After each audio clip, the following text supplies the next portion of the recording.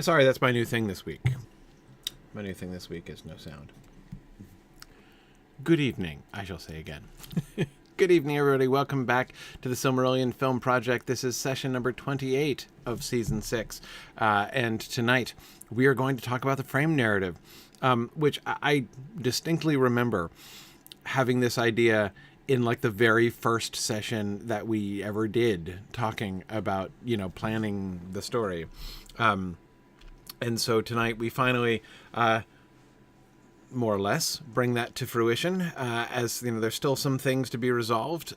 Thinking through how we're going to do this. Of course, the core concept that we had from the start was that when we did the Beren and Luthien story, we should do the Tinuviel, Aragorn, and Arwen meet story in the frame, which has worked reasonably well from the standpoint of the chronology of the frame. We had young Aragorn in season 1. We had teenage Aragorn in, what was that, season 3? I think that was season 3. Yeah, because that was when we were paralleling teenage Aragorn with Fëanor, as I recall. And then, and now, of course, we're coming back to Aragorn when he's 20. So we've been marching right along.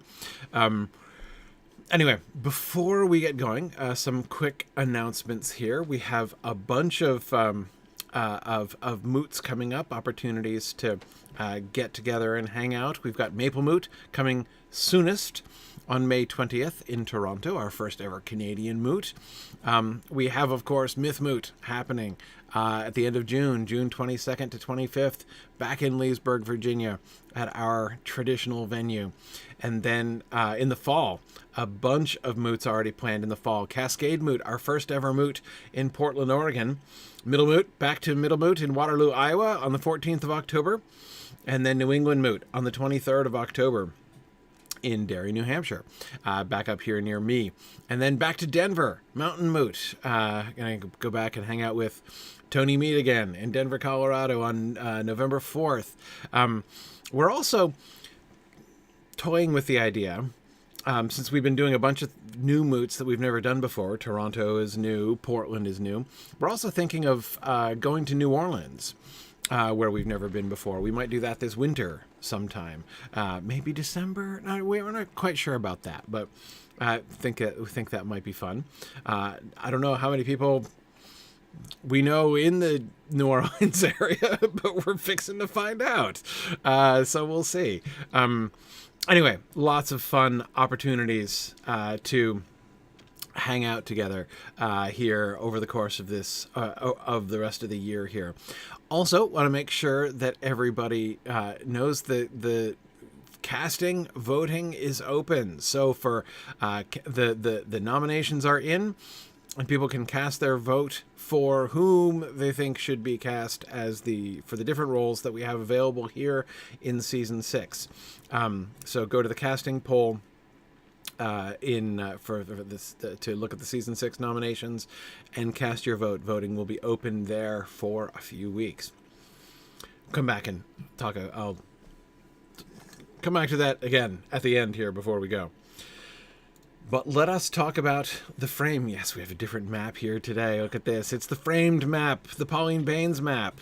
Yeah. Yeah, I went to go get the Balerion map and then realized, wait, we're not in Balerion. We're not in Balerion. Exactly. Very cool. Sorry, looking at this map is making me realize how little time I've spent. I've seen this map before, but this is never a map that I had. Like, this is not like, one of those. It wasn't a poster on your wall. No, it was not a poster on my wall. A book that you had. Yeah. Exactly. So I'm just like looking at a bunch of things. Interesting to see the choices she's made for her little pop out, her little detail things. It's very interesting. And where she's placed them as well. I believe there is a map with both Tolkien and her notes on it. Mm-hmm. So collaborating with ideas to create this. Yeah. So Yeah. Yeah. It is And pretty neat. Some of the choices that were made. yeah, it is. It is pretty neat. I love how she has, with the Wilderland in parentheses under Rovanian, as if it's like a translation of Rovanian. Or, yeah. Well, lots of cool things here. Okay, anyway, I get distracted by this for a while. I love the little camels and the random elephant down in Haradwaith as well. You get the sense that Pauline Baines didn't love all of the blank space down in the south, right? So she's filled it with little animals. Anyway, it's actually just a way that really emphasizes the emptiness of parts of the map. Notice that elephant's adorable. It is an adorable little elephant. Yeah, yeah. I like the little frolicking horses north of Mordor as well. Like that whole area, that whole part of the map that they were exploring in the Rings of Power, right? With the Harfoots is of course a big old blank space in almost all the maps, and so once again, little frolicking animals. Anyway. Okay, frame document. So there are a bunch of them that are fully written. There's some summaries that are written.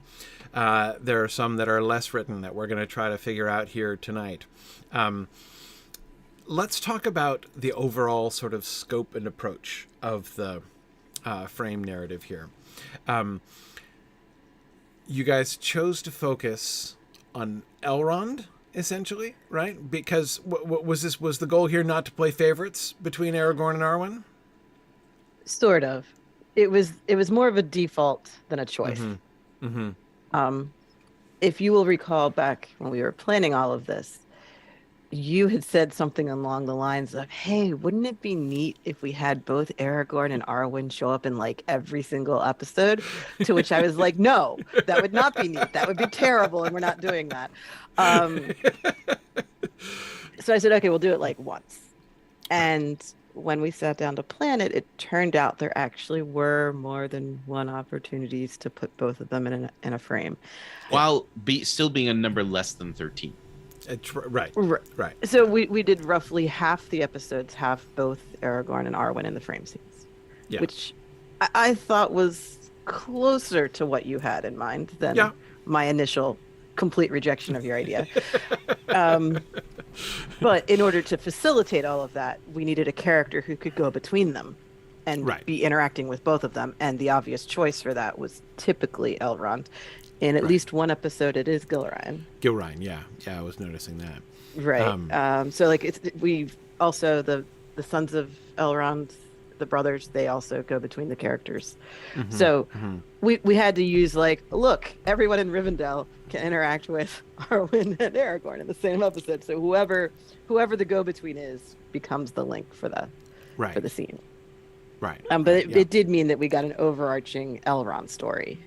That was not necessarily originally in the plan. It just kind of came through as we were developing the Arwen and Aragorn stories. Right. Yeah. And so we know the sort of given element of this storyline, right? The sort of the focal point of this moment of this story from the books is Aragorn's learning about his identity, right, and his heritage. So Aragorn's plotline in the frame as a whole, that he first discovers that he's Isildur's heir and then immediately falls in love with Arwen, or quasi immediately. Within this season, yes. Yeah, exactly. Right, yeah. Soon thereafter, falls in love. That's, the sort of the starting point, right, of this entire concept. Arwen's story, I was really interested in. In particular, I loved the development of the even star idea, and of course, it was making me think of all the work that we already did in season 2 for Arwen back then. We should probably do a refresher, just in case, because some people might not have a memory like a steel trap like I do and remember all these things without having to look them up again. So just in case there are some people who need their memories refreshed, season 2 was in Lothlorien with Arwen and primarily Celeborn and Galadriel, right? And I think it's important to note that while it might feel as though we did a lot of work in season 2, it's more like we did a small amount of work very slowly. Yes. So it felt like a lot of work. Yes. So over the years, we've struggled to have the correct amount of story in the frame story. Yes. Sometimes we wanted to put all kinds of things in there and have all this action and events and plot lines playing out and introducing all these new characters. And, you can do a little bit of that, but you only get a handful of minutes in every episode. So it can be a very choppy story that way. Right. Season 2, we did not have that problem. Right. Season 2, we had the opposite problem, which is we have one very focused story we want to tell, and we're just going to do little facets of it in each episode, working towards a final picture. A very elvish approach to this. We essentially had like one long conversation we wanted them to have, and we stretched it out over a whole season, essentially. Exactly.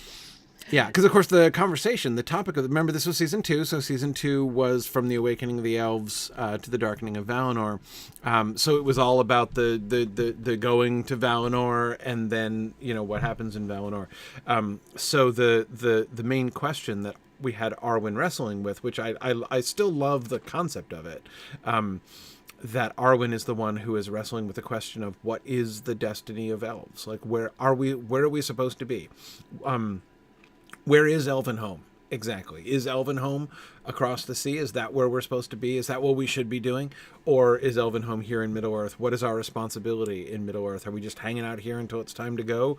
Or is this where we're supposed to be and where we're supposed to stay? And is therefore going across the sea, is that a cop-out? Is that an abdication of what we're supposed to be doing instead of a fulfillment of what we're... Because, it really is, the answer to that question makes a radical difference in how you understand what the elves are doing.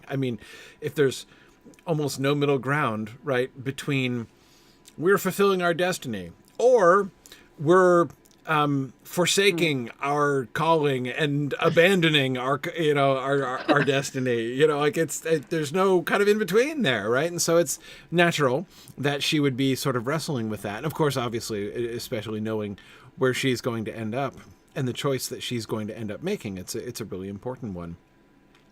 So as I recall, we began in that season to sort of explore the question, which I think is certainly an issue that is underdeveloped. Almost everything about Arwen is underdeveloped in The Lord of the Rings because Tolkien didn't develop the idea of Arwen until very, very late, like in the final revision stages of The Lord of the Rings. And he didn't really work her back in fully and develop her story fully. Of Arwen and Aragorn bit of the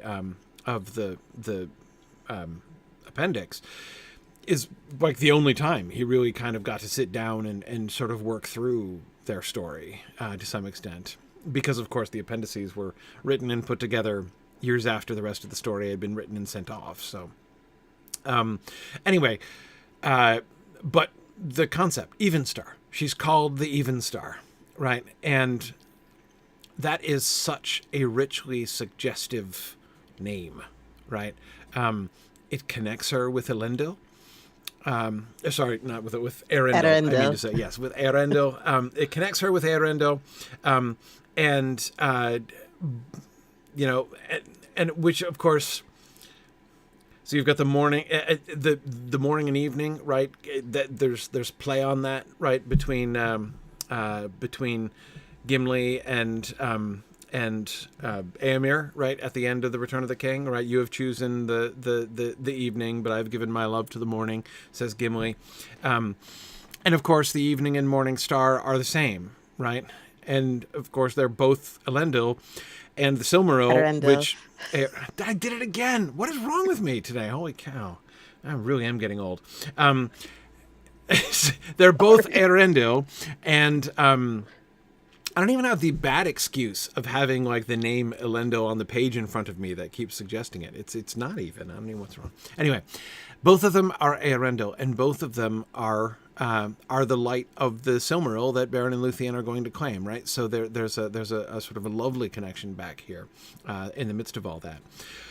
But what does it mean that she's the Even Star? Why should she be called the Even Star? That one scene with Gimli and Éomer is almost all we get in the book as to like what the significance of that is, right? And that she is the star of the evening in the sense of she is this, sort of luminous, figure, this the glory, the fading glory of the elves, right? Like in this time of their fading and dwindling, there is like amongst them the one, the one shining star that is like sort of presiding in some sense over the evening, over the twilight of the elves in Middle Earth.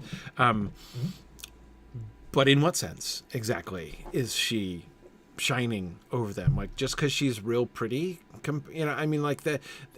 again, that's her as an object of beauty, or as a beautiful object, right, to be admired, is the context in which it's brought up there, in the Lord of the Rings. Sure, and I think that in that context that makes sense, and where she ends up in that story isn't something she knows about yet. Mm-hmm. So part of writing her storyline for the frame here was, can we do this in a way that can lead to where she ends up, mm-hmm. but could also lead to very different places. Right. And so we were just trying to see what she would be thinking and feeling right now, mm-hmm. and what does she need to do to get to that endpoint. Yeah. And the thing that I really liked about where we start with Arwen here in this frame is because it's sort of where she ended up in the season 2 frame, is she's more activist than the other elves, right? Unlike Galadriel and Celeborn, who just sit around, in their forest doing apparently nothing, right? Arwen wants to be out and doing things, and she wants to be, she feels like there's the, this serious responsibility, that needs to be, that needs to be taken, and we can see the same. By the way, my favorite line of the entire, I think it was one of yours, Marie. It was from Celeborn, when she turns to see Celeborn, and Celeborn's like, sometimes it seems like I've been here. She's like, how long have you been here? And Celeborn is like, yeah, some days it seems as if I've always been here, right? And he doesn't actually add, and nobody ever notices me. I'm surprised. I was surprised that you took any notice of me. Yeah, no, I loved it. It was great. But anyway, so we see her here. So in the difference now is that where she was thinking, season 2 chronologically is well before. This is, like a decade before. Still, wait, when exactly was it? It's after the Hobbit events, right? Right. So Aragorn is 10 years old when The Hobbit takes place, and that's the season 1 frame. So the season 2 frame is a somewhat unspecified amount of time shortly thereafter. Right. And then at this point, we're 10 years after The Hobbit. So it's been almost a decade since that time. But they're elves.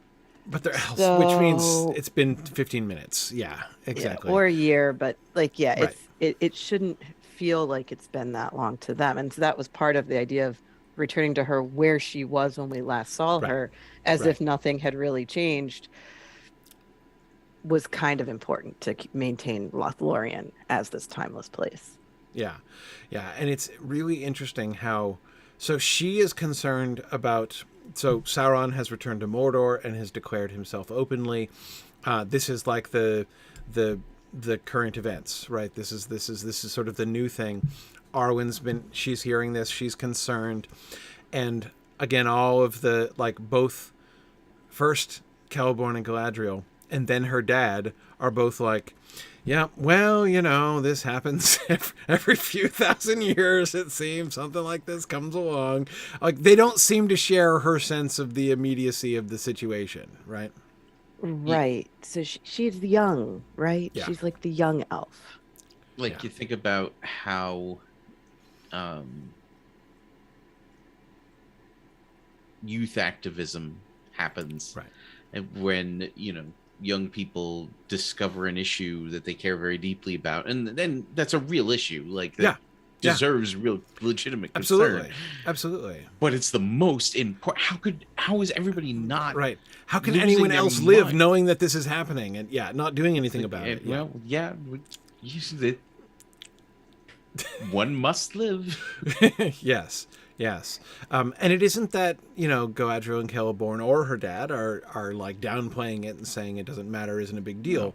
But I felt that it was one of the really successful elements of those scripts was that sense of the distance between her perspective and their perspective, and her her kind of concern and theirs as they discuss it. And there were conversations with Celeborn and Galadriel and Elrond, all three separately, right?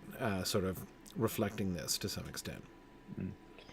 Because the thing that we need her to develop over the course of the season is a sense of hope. So she has to start out fairly out of that. Right. Like, this is terrible. There is nothing that can be done. We're all gonna die. Has to be her conclusion to this news. And even when people are like, yeah, it's happened before, she's like, yeah, and before we had like a last alliance that right isn't gonna happen this time. So and I can't help but notice that before we did something about it every time it happened. Right. But ultimately she has to develop a relationship with Estelle. Well, exactly. So she's starting out with a level of fear that Celeborn, Galadriel, Elrond, they don't respond to this news with that amount of fear. Right. Not only has it happened before, but they trust the process a little better. Right. And figure out, even if we don't know where it's going, we'll get there. It doesn't look good now, but something will arise. There will be an opportunity. Don't give up hope at the beginning as soon as you hear the bad news. So that's the perspective that she doesn't have. And being fearful is adding to her sense of urgency. Yeah. One of the things that I think it comes through, I think, to some extent, but I think it could come through even more strongly, is essentially the Amdir Estelle distinction, right? Because when you're thinking about it, right, you can see that her problem is that she's sitting here, she's like, I don't have any, and just wait, let me make sure to clarify. Amdir and Estelle are at the two kinds of hope, right? Amdir, which basically means, I think the chances of this coming out well are pretty good, right? That's the kind of, that's what Amdir means. And Estelle is trust, this sort of deeper trust. Estelle is the, there is light and high beauty, beyond the reach of the shadow. And, Gil Estelle, the star of high hope. But Estelle is very, very much the kind of hope that is rooted in faith and has little or even nothing to do with a confidence that things are going to turn out the way you want them to turn out, right?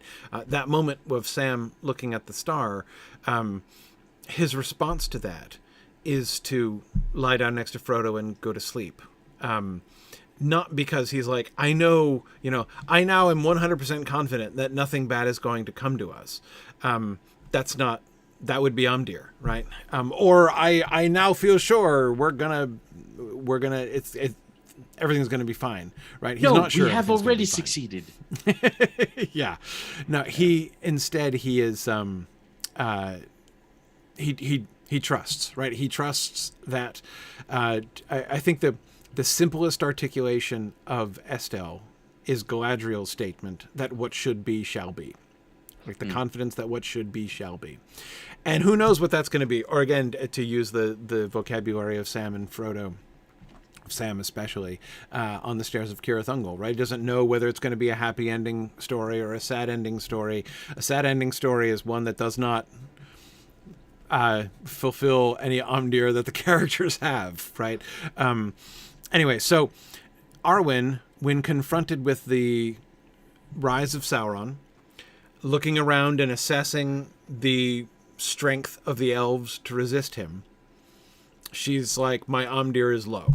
You know, but the last alliance barely panned out. We defeated Sauron at a great cost, right?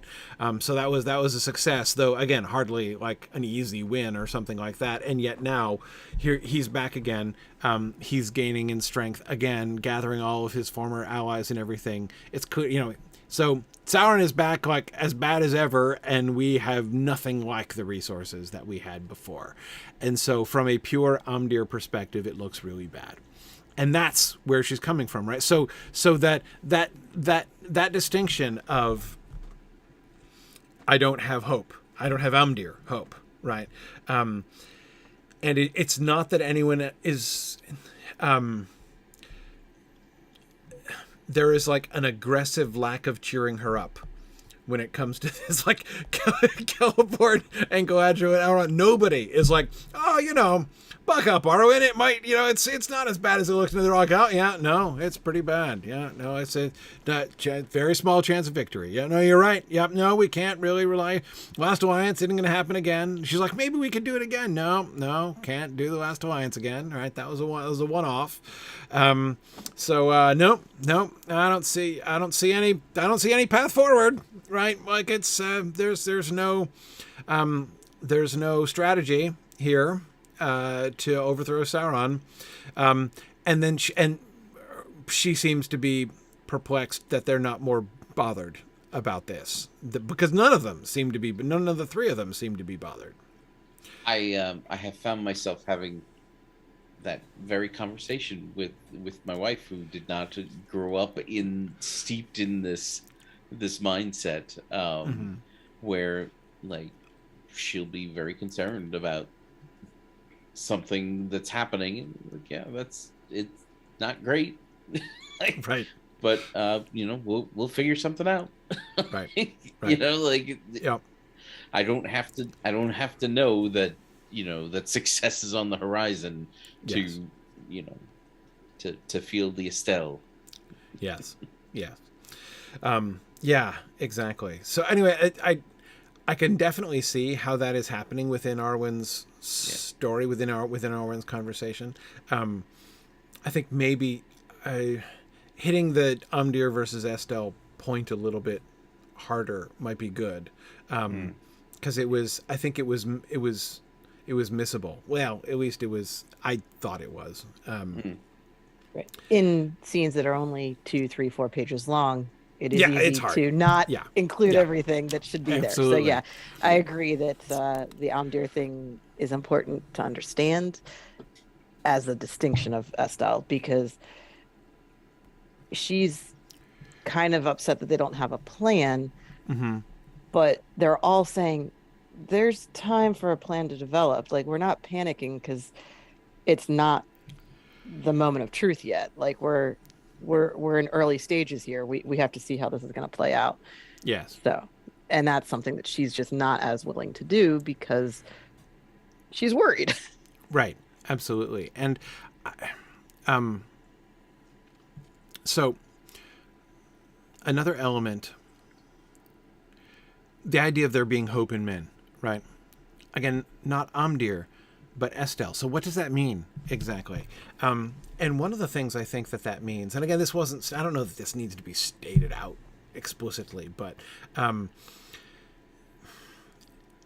really understandable for Arwen to be panicking just a little bit, right? The first firstborn are fading, right? The elves have been leaving.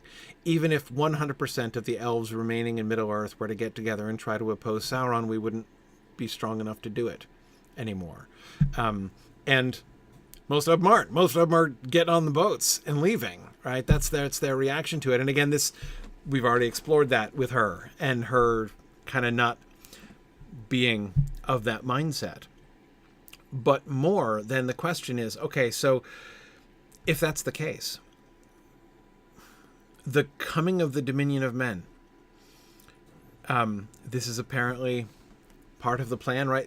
There is hope in men. Remember, I think this is, okay, so I can't help but think of the moment in the film, right? When Gandalf says to Elrond, like, that we must put our hope in men. And grumpy Elrond has his grumpiest line, right? Men are weak, he says, right? I was there, Gandalf, right? That whole scene. I love the I was there. I hate the grumpy Elrond. Yes, yes. yes. Yes. Yeah, exactly. Terrible But line. no, I was right. there. Awesome line. Awesome line. Yeah, exactly. But notice that how Elrond is responding. He's responding as if Gandalf has said, we should put our Amdir in men, right? And Elrond is like, oh yeah, that's a horrible plan, right? To put our Amdir in men. But that's not the point. The point is putting your Estelle in men. What does that mean? In what sense is there Estelle in men? And I think the only real answer to that question is, well, apparently, for one, it is part of the design. It is part of the purpose. It is part of the shape of the history of Middle-earth that the firstborn shall fade and shall be supplanted by the second comers who come afterwards. Like, it isn't merely just because the elves are chickening out and going across the sea. The fading of the firstborn is a real thing, right? And it seems like this is, in Iluvatar's wisdom, this is the story of Middle-earth. And so therefore, we have to have Estelle, that if the plan is going to be that the firstborn are going to fade, like, the Last Alliance was the Last Alliance for a reason, right? Not because everyone was like, oh yeah, let's never do this again, right? But because that's the whole direction in which, history is headed. And to believe the leaders in did this, all die. Yeah, well, yes, exactly. I mean, that's another good reason not to do it again. And given that happened, there is a suggestion that the casualties were likely pretty heavy. Like, not just among the leadership, but amongst, everybody. Mm-hmm. Mm-hmm. Yeah, exactly. But do you see what I mean by Estelle in men? Like, to trust that, okay, if what is happening, whether anybody likes it or not, like, no elves, no choice of, if all of the elves did like Arwen, right, and tried to rally around, it doesn't change the fact that the time that the elder days are passing and the time of the Dominion of Men is coming. That's happening, right? And if that's happening, then you kind of have to trust it must be a good idea. There must be hope in that. There must be hope despite that. It's not a reason to despair, which is what Arwen is kind of doing, right? We elves don't anymore have because of the fading, because of the sailing west, we don't have the resources to oppose this anymore. Therefore, everything's going to be awful. No, trust, right? Yeah, like, now, it is going to be different from last time. It's not the Last Alliance anymore. And of course, peeking ahead, because we know what is in fact going to happen, right? The establishment of the Dominion of Men, right? Aragorn's kingship as, Aragorn as this, the figure that he is going to be, the transition point from the Elder Days to the Dominion of Men to come, right? That is in fact going to be pivotal to the overthrow of the Shadow. It is in fact going to end up being the arising of the Dominion of Men, and the initiation of the beginning of men that is going to directly contribute to the downfall of Sauron. So there is Estelle, and of course, and it's all about Aragorn, right? It's all about Estelle. So that works pretty well. And if there's one elf who has that idea very clearly in mind, it's Elrond. The one who was like, you know what? Aragorn needs to be a secret name that no one knows about. Let's call this kid Estelle. Right. Like, And it's interesting that Aragorn, and in fact, Frodo and Sam. So those are kind of the three characters that the success of the Lord of the Rings hinges on, right? Yeah, yeah. And all three of them are deeply inspired by the very story we're telling. Yes, yes. So if this story had not happened, let's say everything else worked out somehow. Yes. Then Lord of the Rings has a very different shape. Yeah. And it's possible that Frodo does not step forward and accept the quest. Yeah. Yeah. It's possible Sam doesn't leave the Shire with him even. And it's certainly possible that Aragorn never becomes the man he was born to be, Yes, absolutely. And I think about this as well. For Aragorn, in the Fellowship of the Ring, when he first is talking about the Beren and Luthien story, right? When it first comes to our attention in the Lord of the Rings, the significance that Aragorn himself gives to the story, right? Which is echoed by Legolas in The Return of the King, right? Never shall that line fail, the line of Luthien, right? Aragorn is interested in, I mean, you could say that there's a, sort of self-interested narrative on Aragorn's part as he's like, and their line comes down to me, right? But it's not self-aggrandizing, right? It is the significance of the Beren and Luthien story sort of is in both the beginning and the end. It's a complete framing narrative of the Lord of the Rings in a bunch of ways, right? It's the star in the sky, and it's also Aragorn himself, right? Yeah. And although it's not like Aragorn is above a little resume shouting, right? He's been known to do that. Sure, Which it's interesting because like that reads very strange to a modern reader. Yes. But how else would, like, nobody's gonna know otherwise, right? Yeah. And like we've been so trained. Think about how difficult people find it to have conversations with their employers about, why they need a raise and right.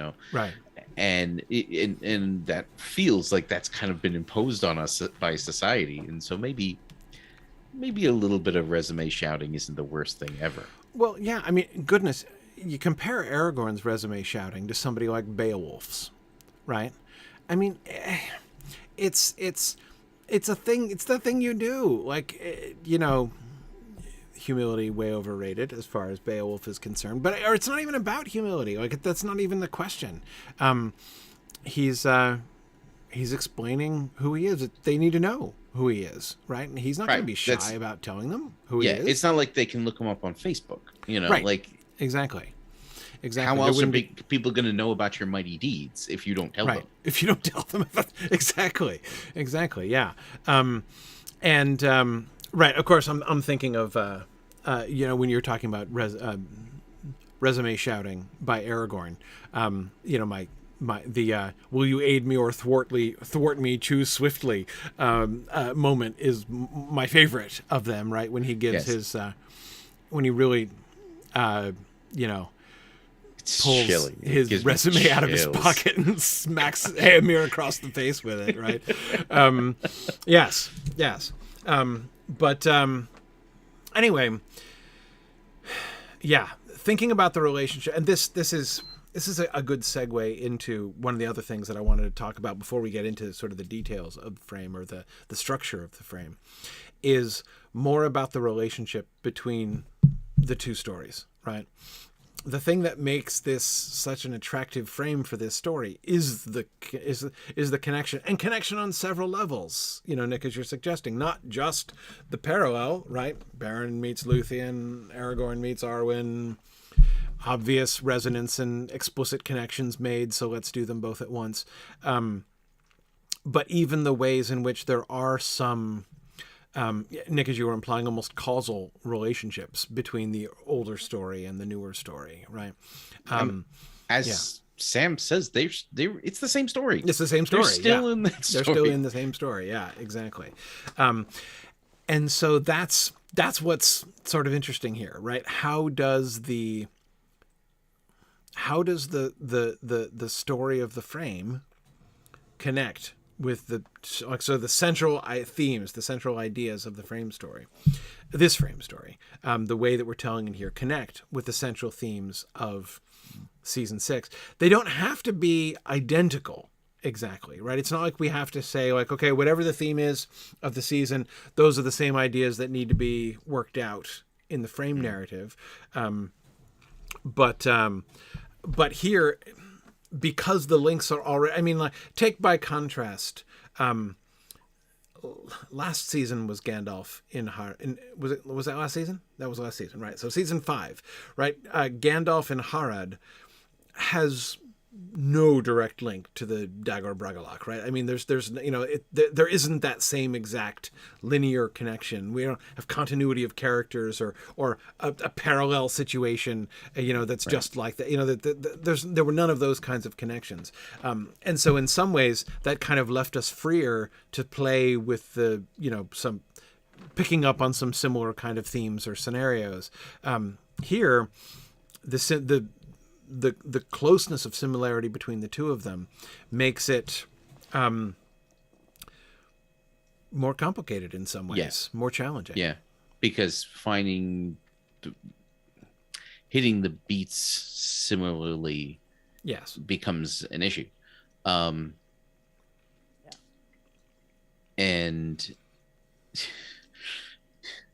I just got an image of Elrond telling Arwen, "You best start believing in fairy stories, Missy. You're in one,"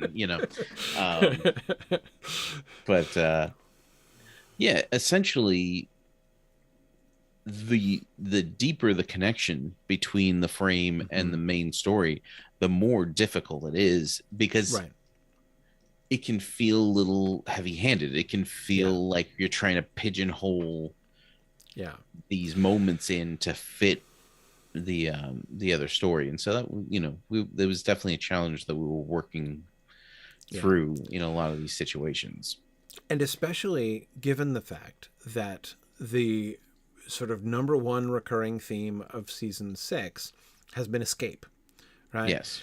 And nobody really needs to escape from anything in the frame, right? Elrond notably does not incarcerate Arwen, or Aragorn, at any point in this story.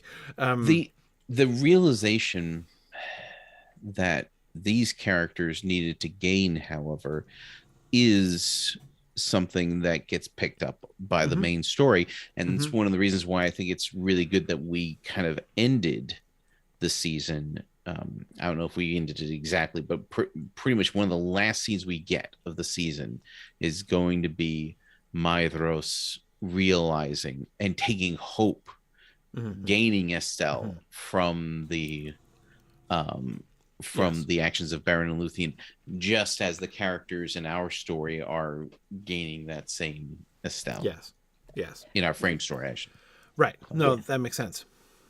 Because there's a lot of facing nearly impossible tasks throughout season 6, like pretty much the whole thing. And then Luthien can do anything, so it's fine.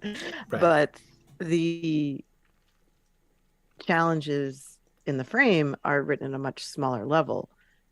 Neither of them are going out and doing anything about the big challenge they're facing, really. So they're trying to find their way and figure it out, but Arwen's not going to be Luthien in the frame. But she is worried about, what are we going to do about Sauron? Yeah. And that's a question that comes up in our main story a few times. Sure, exactly. But yeah, I think in the end, I think that you guys have hit on, well, in as much as this parallel and working out the parallel is a problem, I think you guys have hit in exactly the perfect solution to the problem. That Estelle is the perfect solution to the problem. Not only logical in the context of Aragorn in Rivendell, but that seems to me the perfect connection between the two ideas. That is the uncertainty about the rising shadow that is coming, and that is I love the interaction. Aragorn's not thinking about that yet, right? Aragorn and Arwen's next conversation is going to be about the shadow, right? And resisting the shadow. But Aragorn's not thinking about that right now. I mean, that's not what's on his mind. But we have the specter of the rising shadow in the east. You have the revelation of Aragorn as this figure tied to the past, which, by the way, love the way that Aragorn talking to Glorfindel in episode 1 about the past, right? And then when Aragorn himself received the Ring of Barahir, especially the Ring of Barahir from Elrond later on, he was asking him about the Dagor Bragollach, and can you give me a first-hand account, Glorfindel, of how things were in Beleriand then? And he was like, nope, sorry, was locked up in Gondolin. We were having a great time. didn't see the whole thing. It went great, actually. There wasn't hardly any noticeable things happened. Exactly. But the Ring of Barahir, right, that Aragorn himself receives, was right there in the middle of the Dagor Bragollach, right? And so Aragorn, with the Ring of Barahir on his hand, there's that moment of transition, right? When Elrond bestows the shards of Narsil and the Ring of Barahir on Aragorn, and he puts them on, he becomes then like a figure who is himself linked to history, right? In the same way that that he was kind of sort of talking to Glorfindel, that the kind of wonder of which did seem to me to have a shadow of that wonder that Frodo feels in the Council of Elrond, that makes him bust out with his awkward and embarrassing question to Elrond when Elrond starts talking about the Last Alliance. But wait, wasn't that a long time ago? Right, hang on, yeah, hang on. It does not compute. My mind is being blown right now. I mean, I have felt similar. Like, so Thomas Jefferson had a summer home here in Lynchburg. Yeah, and I've worked in his attic. And right. So like, just like, this is insane. This is an insane thing that I'm doing right now. I'm walking around in Thomas Jefferson's attic. What is happening? Right. So yeah. Right. Yeah. No, exactly. That sense of being there, of being a part of it. And Aragorn suddenly finds himself a part of history in this way. Himself, this figure of history that connects him back to Isildur and Elendil and beyond, back into the First Age and even back to the Dagor Bragollach itself. Yea, there do I see the line of my people, back to the beginning. Yeah. Somebody on this podcast should see that movie. I've seen that one. I know you have. Well, most of the things I haven't, but that one I have. But I understood that reference. Exactly. Yeah. No, I mean, I teach teenagers, so all I have to do is say I remember things that happened last century, and they're really impressed that I was alive back then. Right. Yeah. So, exactly. Exactly. Yeah. Yep. But anyway, I think elves are just like that. They've been around a while. Elves are just like that. Exactly. But yeah, so yes, the as I said, Estelle is the solution, right? Because at the end of the day, that's what is the end of the Beren and Luthien story as well, right? When it comes to escape and what happens and the choice that's made in Mandos, right? At the end of the day, it's going to be about Estelle there as well. And so that seems to me the very sensible connection between the two. And in some ways, actually, what I think the payoff potentially could be that the resolution of the frame narrative, in fact, can inform the main story as well. That, like, we can articulate in the context of the frame the thing that is relevant to, but not explicitly articulated within the main story there.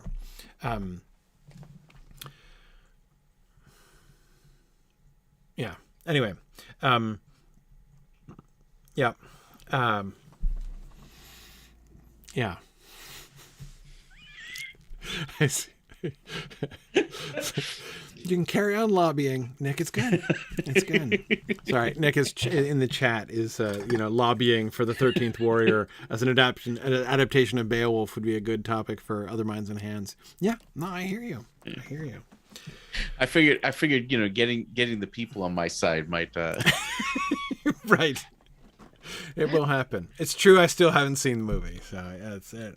I'm just teasing over it, but it just seems such an odd thing to be missing. I agree. I am full of odd holes in my movie watching experience. Same. Yeah. Anyway, okay. So let's talk about the shape in greater detail here. So let me look at, where did I put the schedule? I had the schedule somewhere. Here's the schedule. Okay. The outline. So we start, so in episode 1, that's the necromancy episode, right? We've got Sauron figuring things out. We're introduced to Barahir's band. We commission the Nauglamir. And at the same, that's the one where Aragorn is reading about the Dagor Bragollach. And so I like that because we've got the explicit link back to the end of the previous season, right? So we're starting the first episode of season 6 with an immediate recollection, historical callback to what ended season 5. And I assume that this means that we're cutting straight from the scene in which Aragorn is reading about the Dagor Bragollach. We're cutting straight from that to the scene of the battlefield covered with dead, and it's the other way around. We start with the battlefield covered with dead and we segue to Aragorn. Okay. Yeah, that's a short little thing that teaser. Okay. Right. The idea was to keep Mandos completely separate from the actual rest of the episode. Right. Okay. No, makes sense. Okay, so I see how very beginning. Yeah. At the very good, and those two things still juxtaposed against each exactly. other. So okay, dead souls from the Dagor Bragollach, 20-year-old Aragorn reading about the Dagor Bragollach. Right. Okay, and then episode 2, which is this is the one that ends with the death of the band, Barahir's band, right? Correct. So the betrayal of Gorlam. Yeah, Gorlam's betrayal and everything. This is Arwen initially. Arwen with this. She talks to both Celeborn and Galadriel separately in this episode, right? Celeborn was in episode 1, so at the end of the episode, and right. So we got both characters in the same episode. In the same episode, right? Yeah. Look at that. Me not even giving you credit for that. Yes. You'll notice that I am claiming all the credit. Look what we did. We did what you asked. I know, exactly. There we go. But in episode 2, it's Arwen talking to Galadriel in both scenes. But these are also just the tag and the teaser. So these are the short 2-minute scenes. Right. That frame out the episode. Right. Okay. So her concern about the rise of the shadow is because I'm thinking, now I know there's more to the relationship between these two stories than the mere juxtapositions between the events. But I'm thinking it through in terms of the juxtapositions to make sure that and certainly it's not that every frame bit has to correspond in some direct way to the main thing that's going on in the episode. But I'm just trying to get the juxtapositions clear in my head. So the betrayal of Gorlim and the death of Barahir is being juxtaposed here with Arwen's concerns about the rise of the shadow and her conversation with Galadriel about that. And her determination she's going to go to Rivendell to ask her dad. Right. So what's really being juxtaposed there is that Barahir and some of the outlaws are like, you know what? We're probably done in Dorthonion. We should probably go to Brethil soon. Yeah. And they don't in time, obviously. Right. But they're very much leaning in that direction. And so that's what Arwen's thing is being put with, is that she's saying, hey, we should leave. It's about to get bad. Right. And she, in fact, does not leave in time to not fall in love with Aragorn and wind up mortal and dying. Right. Right. But that's the tension of both stories. That is the decision of, are we to the point where we do something now? Right. Have we got there yet? That sense of increasing urgency and something must be done. And yeah. Okay. So in episode 3, Beren takes vengeance. This is the Beren solo in Dorthonion episode. This is the Beren and his dog episode. And that's being juxtaposed with Aragorn being told his true lineage. Right, so he's given his name. So he actually, with the Ring of Barahir, that's lovely. The recapture of the Ring of Barahir from the orcs at the same time that Aragorn is. So Elrond is going to be putting the Ring of Barahir on Aragorn's hand in the same episode in which Beren is going to be taking the Ring of Barahir off the dismembered hand of his father. So that's cool. Yeah. The frame adds a bit of lightness to an otherwise really heavy episode. Really grim episode, yeah. There's a reason we had to give Beren a dog.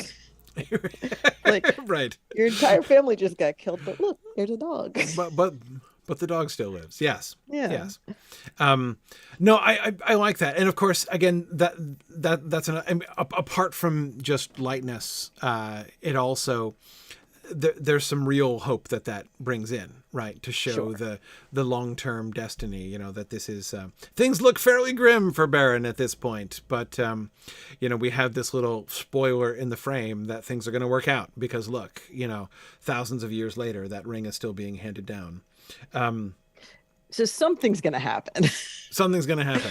Yeah. Right. People might get the impression from our frame story that Glorfindel is totally going to survive the fall of Gondolin.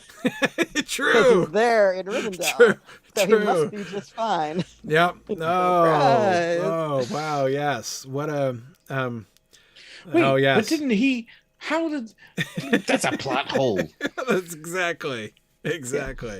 So we'll play what a with fake out! I didn't even think of that fake out. Right? Yeah. Yeah.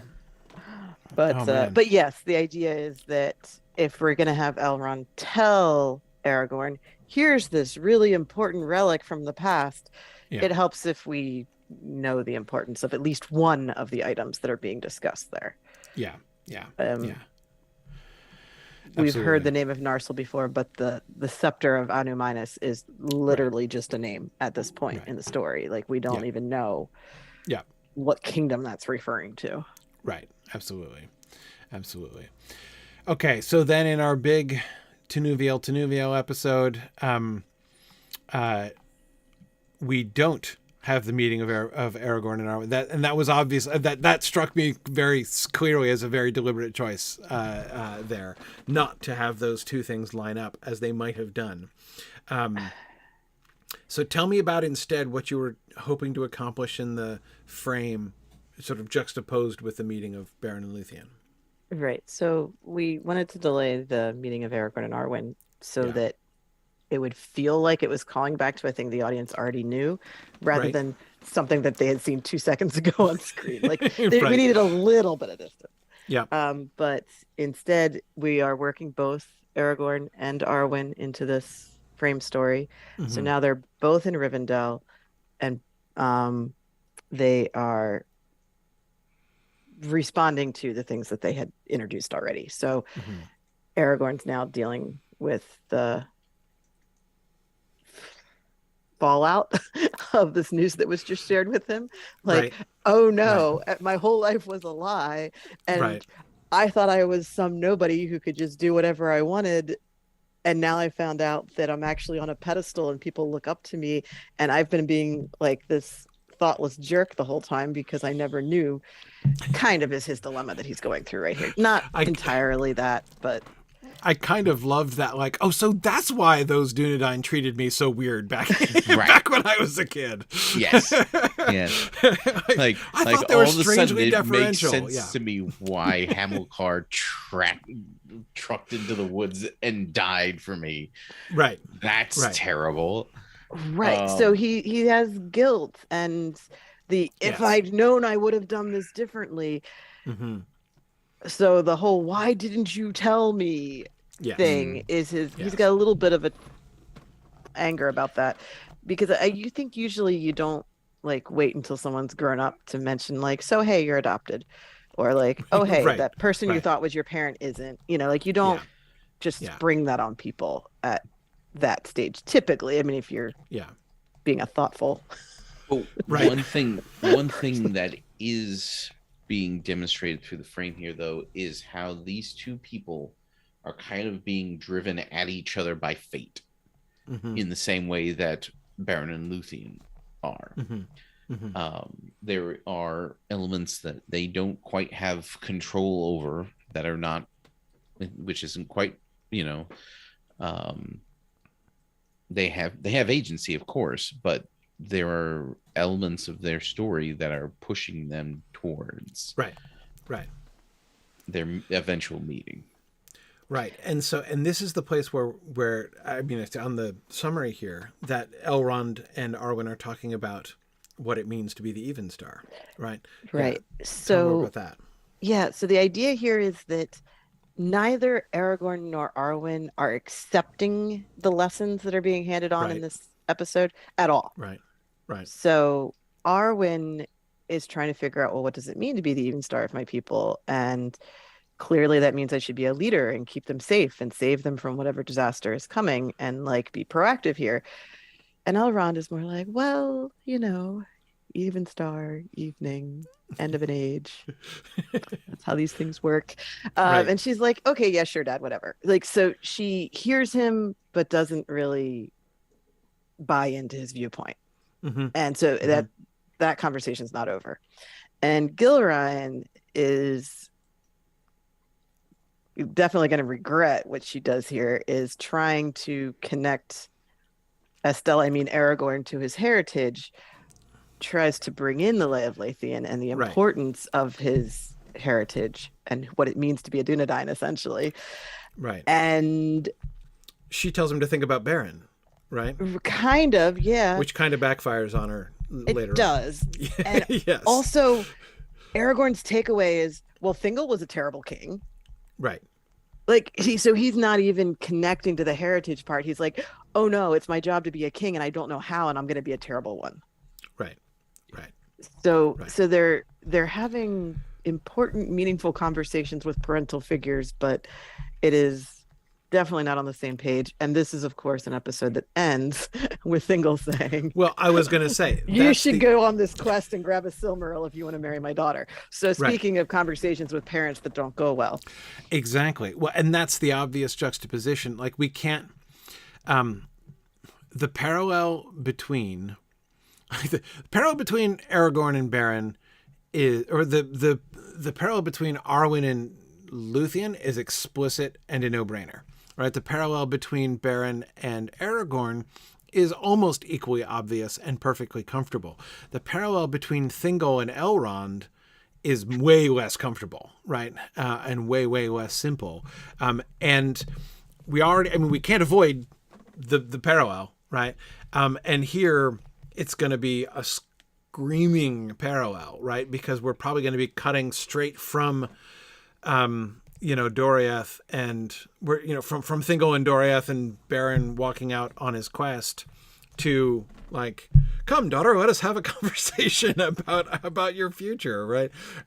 With Arwen, people are going to be thinking about Thingol and Elrond. Some of that, I think, almost has to rub off on, especially if we have Arwen and Elrond kind of not seeing eye to eye in that moment, right? Some of that, I think, has to rub off on Elrond. I think we need, and I just want to be sort of like cautious about how that happens and what rubs off. When I said we accidentally gave Elrond a story this season, right? Yeah, exactly. Right. We're not going to just let him sit there and be the foil for Thingol, because that's not his actual role in the story. Right. And I Right. recognize that he is, of course, going to put a condition on Aragorn, which is Arwen kind someday. of an almost impossible quest, almost certain to end in Aragorn's death. But But from that, there are almost no similarities. You're right.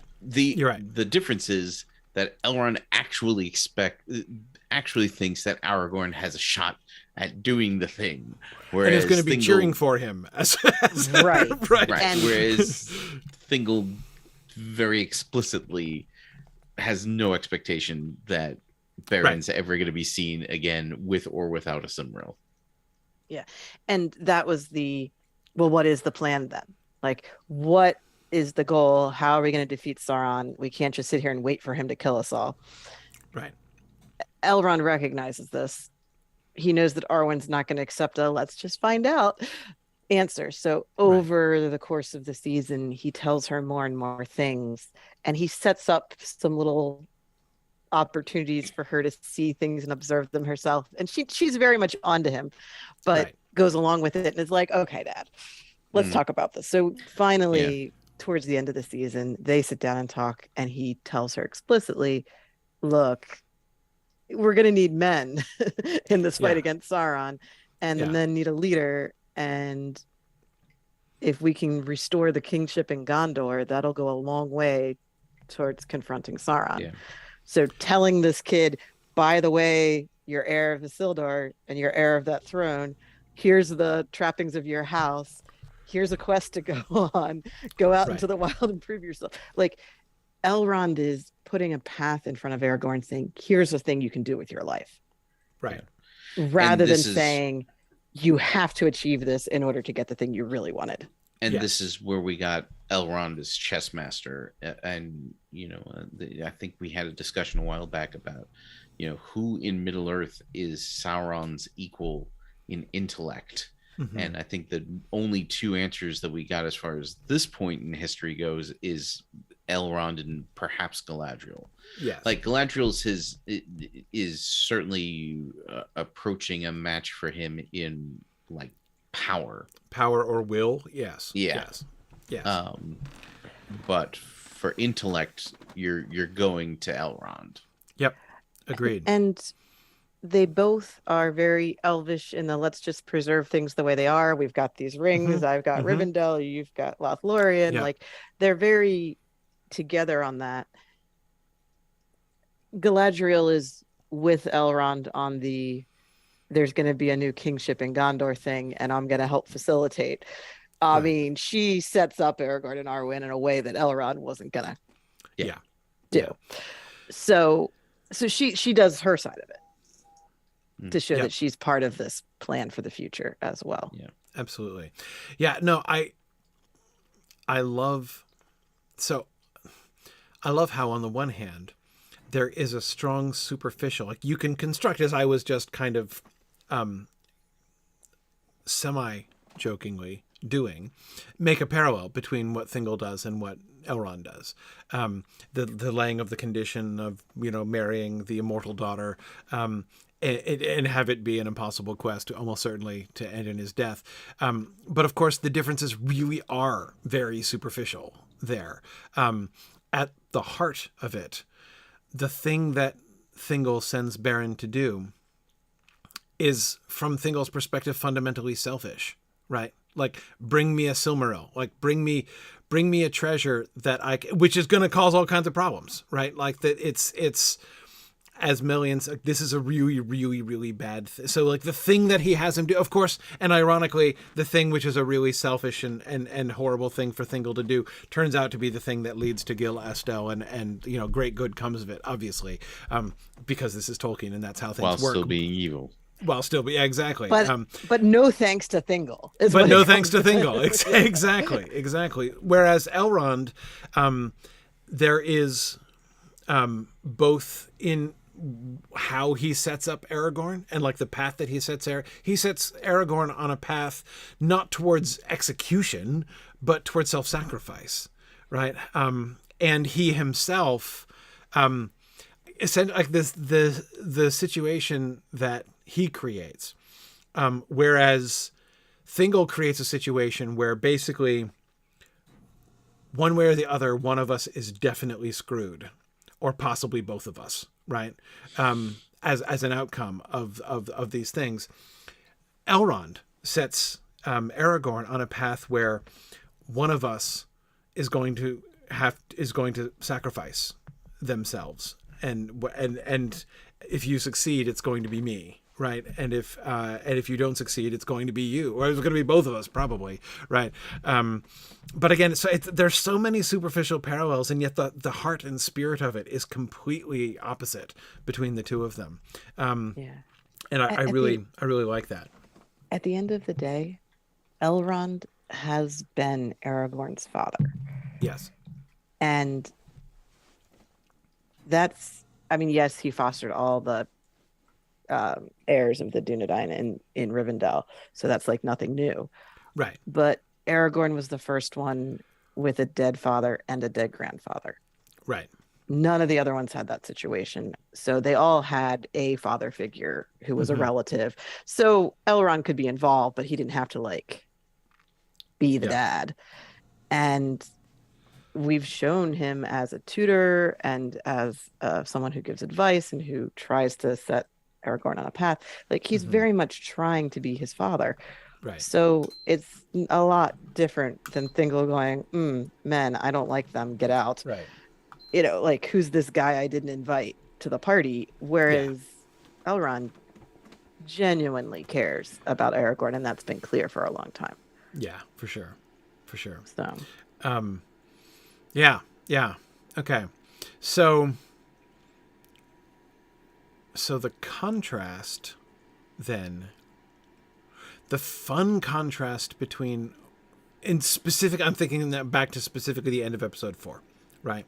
We've just seen Thingol send Beren on the quest, and that's being immediately juxtaposed with Elrond and Arwen's discussion, in which Elrond is basically saying that men are going to be important, right? Not immediately? No, that's going to be a later episode. Okay. So here, it's about the Evenstar. It's about the Evenstar. And it happens in the middle of the episode. So right around the Beren and Luthien chasing each other around the woods, falling in love stuff. Gotcha. That's where Elrond and Arwen sit down and talk. I see. Then the framing out the episode is Gilraen trying to tell Aragorn about the tale of Beren and Luthien. And so right after we see Beren leave, you have Aragorn's commentary on that tale, which is, wow, worst king ever. Right. Don't want to be that guy. Don't want to be that guy. He got a message from the story, not the one she intended, maybe. Right. He's going to get another message later on, also definitely not the one she intended. Right. So, yeah, she's real upset with this lesson. It did not go anywhere she wanted it to go. Yes. Okay, but so actually, that makes things much, much easier. If basically we're getting the Arwen and Elrond interaction prior to Thingol doing his thing at all, then all that does is set up the contrast to show how much worse Thingol is than Elrond, rather than if it did go the other way around. I was thinking of that as the end of the episode. In which case, if we're coming straight from the disapproving elf father to Elrond, it would be hard for that not to bleed over a little bit. Yeah. I mean, there's still going to be a bleed over, but but it doesn't. It's not. it's gonna be mitigated the same. at least. Yeah. Yeah, it's mitigated. It's not going to be the same. But that's really interesting. Then thinking about the Even Star and what her job is and what her role is, juxtaposed with Beren and Luthien meeting in the forest and dancing about. Right. That's actually a really fun juxtaposition. Right. Right. So in the meeting of Aragorn and Arwen of course says, after he's like, "You look just like Luthien," that my fate may not be unlike hers, which is a really weird thing to say. Very weird. To random human guy you just met. Yes. And so I kind of wanted it to have different possible interpretations in our version. Right. And what Luthien does in our story is fight Sauron, fight Morgoth. Yeah. Defeat evil. No, she is the obvious role model for Arwen in the frame of mind that Arwen is in right now. Right. So for Arwen's story, my fate may not be unlike hers, I might have to sacrifice something to save my people kind of thing. Right. That's how all she needs is a dog, connection. right? Which she's got to be looking around for, right? And Arwen's like, said, "Dad, do you happen to have any large wolfhounds that might be handy?" It's a little on the superficial side, but it's important to note that the what's the word? The appellations, the extra name that each of them is given is brought into high focus here with Arwen's Undomnio. Undomio, yeah. And I keep putting that N in the wrong place. And Luthien's Tenuvia. Yeah. No, that's great. Okay, so then episode 5. Episode 5 is the going to Nargothrond to declare the. So we're activating the Oath of Feanor in episode 5 and being imprisoned in the tree. Okay, so Luthien is in the beach and not at the beach. That's different. She's in the beach, and Beren is in Nargothrond. And here we have Elrond and Arwen talking again. This is Elrond talking about himself here. Right. This is the sort of corresponding conversation with the Celeborn and Galadriel conversations. The one where Elrond is much less bothered than Arwen about the rise of the shadow, right? Right. He though does he follows up some of the things they did. So one thing Galadriel is like, "You should do whatever you think is best, dear," kind of thing, which is the thanks for the Elvish advice. That's awesome. But no one tells Arwen no at any point in this. Right. She's like, "I think we should do this." Okay, if that's what you think. Right. Yeah. And she's like, No, I was looking for some support. Right. Maybe. That was a call to action, actually. Yeah. And they're not acting. But with Elrond, he kind of puts his own limitations in place. Because first he's just saying like, "Oh, Rivendell is a haven and this is here for people. And if you're troubled right now, I'm glad you're here in our little haven and you can, work through this." And she's like, "But no, really, when it gets dangerous, we're still leaving, right? Like this haven's not actually going to be any good when Sauron attacks it. So step B is what?" Right. And that's when Elrond tells her that he's not going anywhere because he has a task in Middle Earth and he promised his brother that he'd watch after his descendants. And I mean, she's like, "Isn't that a really frankly open-ended promise?" Like, right. It's one that goes on for literally promise. ever and makes Elrond responsible for Gondor, Arnor, and like every human that's now remotely of Númenorian descent somehow. Yes. So, he can take it as loosely or strictly as he'd like, but until he considers his job done, he's bound here. Yeah. Because, when you make a promise, it's a pretty serious thing in Middle Earth. Right. So he's... Turns out. Yeah. which is what ties into this episode, because obviously Finrod is bound by his promise as well. Yeah, right. So that's where that is going, is we put a restriction on Elrond that we'll have to make him decide that once Aragorn's king of Gondor, he's done. Well, I was going to say that's the one challenge that is created by this promise that we've given Elrond, is that we need to have an expiration date on it somehow, so that people don't think that Elrond is, reneging, breaking his vow. Yeah, at the end when he leaves. Yeah. So we'll have to be careful of how we word it, I suppose. But the general idea being that if Arwen's queen of Gondor, then she can look after the descendants. Right. Or like, and her descendants can look after them. Yeah, right. like turns out. Yeah. Turns out the that's what it means to be. That. Right. Exactly. It turns out that's what it means to be the even star, actually. Right. Right. And that in granting the permission to wed, right, in joining their lines together, that turns out to be the ultimate fulfillment of the promise. Yeah. Well, right. So that's when he's going to say, "I'm done." Yeah. Right. Also, with the destruction of Sauron, like that too. Supernatural level evil is kind of like right. Yep. Less impactful, let's say. Right. So we'll worry about all that when we get to the end of the first stage and have Elrond and Elros as young characters to figure out what they're going to do. But we've had Elrond mention his brother before. It was from the very beginning of season 1. So it would be good to keep that as the reminder of why he feels personally connected to the story of humans in Middle Earth. Right. And that's leading into there is hope in men. Right. Okay. So that then leads to episode 6, right? Episode 6, which is it ends with the capture of Beren and Finrod, right? By Sauron, and the imprisonment. Does Luthien leave at the end of this episode, or is it the next episode she leaves? She leaves at the end of this at the end of this episode, right? Right. Okay. And so this is with Eladon and Elro here. So we're talking about the rise of Sauron again, this time with her brothers, right? Yes. Now she's a little dissatisfied with her brother's attitude, right?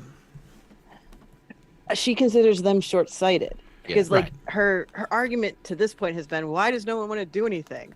Right. She's talking to Celeborn, Galadriel, and Elrond, who are like, wait and see.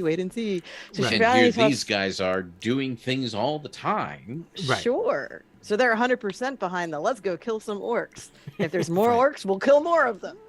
Right. But she's basically like, but you're not going to kill every one of them. Right. Surely. You're missing the big picture here. This is yeah.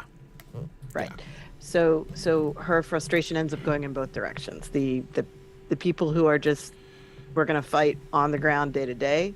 It's like, you don't have a long-term plan or goal, so that's not going to be effective. The people who are like, wait and see, she's like, well, you're going to wait and see too long and things are going to go bad on you. You should probably do something about this. So yeah, we're just ramping up her frustration level. Right. In this episode. Yeah. Okay. So then we're juxtaposing the meeting of Aragorn and Arwen, finally, with the rescue of Beren from Tol Sirion and the overthrow of Sauron, which is fun. Yeah. Yes. I like that a lot. It was a better place for that. It was a better place for that. Yeah, I didn't really realize when I was reading through just reading through the frame document, I didn't make the connection in my head as to which episode that was, but that's really kind of fun. So this is an example of the structure of the story arc of the frame being impacted by the structure of the story arc of the main story. So there really was no other place to put this, because this is that same moment in both stories, right? The big Structurally climactic speaking. turning point moment. Yeah. Right. Yeah. And so the question then becomes, how do you make that work? Like, how do you make these two wildly different events feel like we're telling a coherent story? Yep. Yeah. Well, I like that juxtaposition, even if we don't do much to draw direct connections between the two of them. That sense of the sense of destiny connecting the two of them is very strong just by juxtaposing in that place. Not to mention the fact, of course, that it does a marvelous job of very implicitly spelling out the theme of the frame.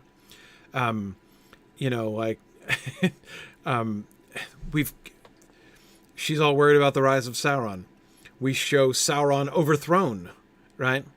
And at the moment we see Sauron overthrown by Luthien, she meets Estelle, right? That's beautiful. that's really fun. Yeah. Okay. No, so that's very cool. Then we bring in the romance angle, right? Gilrain trying to get him together with a nice Dunedain girl, and that's juxtaposed with this isn't the relationship drama episode. This is the Celegorm and Curufin Leap of Beren episode. Okay. Right. So at this point, it's not Celegorm trying to be a alternative suitor, really. Obviously, Luthien's over him. Was never into him. Was never into him in the first place. Yeah. But the tension between Beren and Luthien now is that they've both had external sources tell them you're an idiot for trying to pursue this relationship, and it's their first time back together since the quest started. So they do have some question marks there, and that relates a little bit to what Gilrain is doing so I just noticed you grew up, and now that you know who you are, it's okay that you go meet some girls. Human. Right, exactly. No, that makes sense. The next episode then, the relationship drama episode, them trying to figure out who they are and what they're doing together episode, is the one where Elrond does his non-Thingol impression, right? Where he lays and so again, you should go be King of Gondor. Yes. Yeah. That's the way that resonates with Beren's sense of his destiny, right? And the significance of like how he can't turn away from his destiny. Yet to have Beren saying in that same episode, like, I cannot turn away from my destiny, and Elrond saying, let me talk a little bit about your destiny, right? And what you have to accomplish before this can happen. That's lovely. Because at this point in the Aragorn and Arwen storyline, like, he's obviously super into her, because obviously. No brainer. Yeah. But she's not necessarily at all into him. Yes. She has met him now. She knows he exists. Yep. And that's about where she is. Oh, new person I met. Yes. She definitely did not fall in love with him at their first encounter, and she does not even think highly of him for most of the rest of the season. Right. So, So Elrond's like, maybe don't even worry about romance with my daughter. She's not really into you. Right. But here's an actual destiny. But if you were king of Gondor, then you could marry somebody. Probably not her, but somebody. Right. It is almost in context, like Elrond being like, tell you what, here's a convenient way to postpone this conversation. Like, why don't you become king first? Then we can talk about this more, right? And then we'll see what happens. Yeah. But my daughter must be married to the king of Gondor by her next birthday, according to the chart from Nature Middle Earth. Yeah. Right. Yeah. Yeah. Exactly. Okay, so then we've got the juxtaposition, because now we come to one of the next big juxtapositions from the Beren and Luthien story, right? We've got the taking of the Silmaril and the invasion of Angband, and that's being juxtaposed with Aragorn acting as healer, right? Him bringing the Athelas back for his mom. Yes. So episode 10 is the one that Katrin wrote the episode for that. And wrote the frame scenes in that, so you can see them in context within her her script document, which is pretty cool, because this is the first time we're seeing Aragorn and Arwen talk to each other about something other than "nice to meet you." Right. Like, so she has a very clear opinion of what she thinks is happening, and then is surprised when it's really that he went to fetch Athelas, because of course he's taking care of his mom because he's a good boy. Right.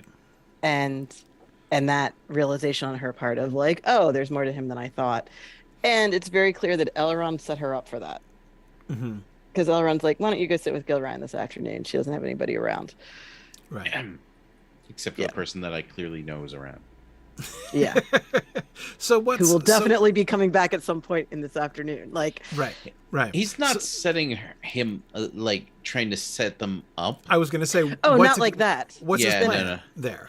Yeah. His plan is she needs to develop a relationship with Estelle, right? Like this men are weak, men are useless thing is not going to get her very far. She needs to see. That's not good, even star material. Right. So he's trying to educate her about how there is hope in men. Okay. With the nearest available example. Yes. Right. I've got these humans living here. Go hang out with them, would you? Exactly. I've got this little human case study going on in this cottage over here. This little petri dish. Exactly. Right. Yeah. Yeah. That cottage over there is where I keep my humans. So if you go hang out with them, then you can see. Yeah. Yeah. No, that's right. That's right. It's like a hutch, you know. Yeah. Yes. Oh no, they're rabbits. Well, I mean, from the Elvish perspective. Yeah, exactly. I mean, there's a certain parallel. Yeah. They breed a lot faster and they die a lot quicker. Yes. Yeah. Yes.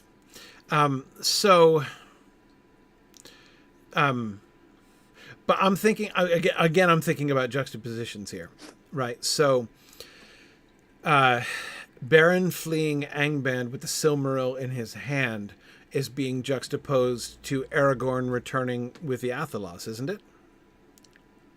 Specifically? Yes. I'm trying to remember what scene it takes place. They're both at the very end of that episode. I believe we do the. Well, no, I don't. I believe we do the whole frame thing after we've got the hand bitten off. Right. The hand is bitten off. He swoons. But I think it's before the frame, Eagles come, and then the Eagles come at the very end. Yeah, I feel like the Eagles are the very, very end. Yeah, I think so. But the Silmaril in the hand bitten off has already happened by the time we get back to the frame here. Right. Okay. Yeah. So, which I mean, of course, it's an interesting sort of Beren being wounded and Aragorn doing healing. Right, is an interesting juxtaposition by itself, right there. But also I'm thinking in particular of the running. Like when she meets him and he's running with the Athelas. In the immediate context, I mean, we've already explicitly instructed. Not that they would need too much instruction, but we've explicitly instructed them to think of Aragorn and Beren in parallel, right? So I think it's mostly about the return of hope. Yes, Estelle is literally returning to the house, but also Hope is returning to some of the prisoners in Angband. Hope is returning, like the very act that is taking place in the main story is returning hope to the people of Beleriand. It suggests no, I wouldn't push this parallel too far, but it suggests almost an interesting parallel, or at least a juxtaposition between Arwen and Diriel, actually. Yes. In that episode, yeah. Because Diriel had to change her point of view. Right. Yeah. And Arwen has to change her point of view. So, yeah. And interesting. Gilraine is sick at home for this, obviously. Mm-hmm. So when Aragorn comes back and she calls out to see if it's him, she does call out Estelle. Yeah. And so the more I think about it, the more I feel like the Diriel plot line in that episode is almost the primary plot line because because they're the ones that face a challenge. Like, Luthien just does a thing that she's able to do. Like, yes, she overcomes Morgoth, but she overcomes him because she's able to overcome him. Yeah, I know exactly what you're saying, but I also think it's impossible to articulate the thought that you were having and not have it sound ridiculous. Yes. Be like, so really, the overthrow of Morgoth is like nothing compared to what Diriel does, right? Like, it's Diriel accomplishes this hard, challenging thing when all Luthien's doing is casting Morgoth from his throne, right? But I totally get it. Like, I totally understand. I'm not disagreeing with you. Why the descent, why the descent into hell is such a huge part of that episode is because, like, otherwise she just wins, right? Like, she just wins, right? Because why wouldn't she? Right. The challenge with any Luthien storyline is creating any kind of tension as to whether or not she will be successful in the thing she sets out to do, because we establish very quickly that she is always successful at the thing she sets out to do, no matter how ridiculous or impossible it might seem. People will be throwing around the term Mary Sue. Like, it's like, there's she is. I mean, yes, she's good at everything. Everybody loves her. You know, like, she's not. But which is one of the reasons why I felt like the episode, I think it's episode 9, the part where she's failing to heal Beren was so important, because to give her something she can't instantaneously achieve. Yes. And I think that in the finale we'll at least have to have some suspicion that even Luthien can't change the laws of how the world works. Surprise, she can, but but there has to be not exactly. I mean, it's like something she just does. It has to be done on her behalf. It's the first serious challenge that she's presented with. Mortality itself turns out to be slightly beyond her. Slightly beyond even her capabilities. But I think that one of the story does tell us that she is basically completely passed out the whole way out of Angband. Like, it's not nothing what she did. Absolutely. No, and that makes a lot of sense. Okay, so then the episode 11, and this is as far as we've gotten in our episode discussions, right? Episode 11 was the Amdir episode, the Brethel episode, and ending with the wedding, right? Yes. Ending with the wedding, yes. And Galadriel coming in and getting mad. And not inappropriately laying into Thingol. Giving him only a fraction of what he deserves. And so here we're going back to Elrond and Arwen at this point? So Arwen is aware that she has been manipulated into spending time with humans and that there was a lesson to be learned. So she's like, hey, Dad, what was that all about? I saw what you did there. Because as much as Elrond's being a chess master in this storyline, he's teaching, he's benevolent, like, he loves his daughter. Like, there's nothing malicious about him arranging these things. So that they sit down and have a conversation about it, and he's like, you've been looking for what is the answer of how to fight Sauron. Have you considered men? Right. Like, Gondor is right there. Right. And they don't have a king right now. They might not get themselves organized in time to do anything, but that's where the hope is. Right. And by the way, I am working on fixing the king situation. Right. Like, so that's where he gets to reveal his plot to fight Sauron with Gondor using Aragorn as king. And so there is this sort of understated then juxtaposition between that conversation and, oh, by the way, here's Beren and Luthien getting married, right? When Elrond talks to his daughter about, like, there will be a king in Gondor someday, like the music for Here Comes the Bride with Luthien and Beren is playing in the background, right? Yeah, right. So we've got that's a very purposeful juxtaposition, but not one that needs to be spelled out, obviously. Yeah. Right. Because the themes there's are some more musician over in the corner playing Here Comes the Bride, and Elrond shoots him his best. Right. Yeah. Hugh, right. Hugo Weaving. Eyebrow. Hugo Weaving. Yeah, Wow. Yeah. Look. Exactly. Yeah. But the episode is Brethel. It is men. It's the story of the losses in the war. So having Elrond talk about wars and men and kingdoms, it will fit together with the other conversations in the episode, with the secondary juxtaposition being it's the wedding. Like, this is part of Arwen's destiny too. But Arwen doesn't know it. Elrond doesn't really know it. I mean, he maybe suspects, and the audience isn't supposed to know it. He's doing a little private hand wringing and maybe glancing up at Arendil every once in a while, like, is this what's going to happen? Right. I'm not thrilled about. Is that the direction this is going? Yeah. Right. Okay, so then the frame of episode 12 is their first date. Yes. Yeah. The mission of mercy, yes. Romantic outing to a plague-ridden village.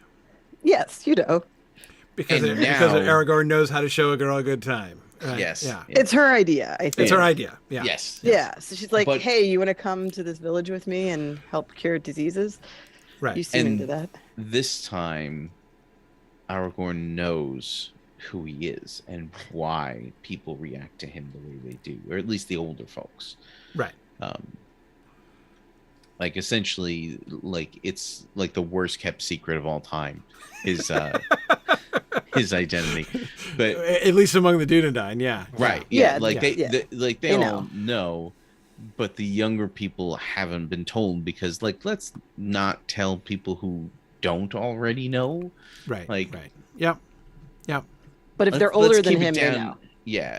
Let's keep it down to a few hundred people, if we can, who know this deep, dark secret. Well, I mean, the Dunedain as a people have been in hiding for a long time. Yeah. So this is part of their culture. Larry on the YouTube chat said no one is saying it, but they all know. Exactly. That's like we just don't talk about it. Right.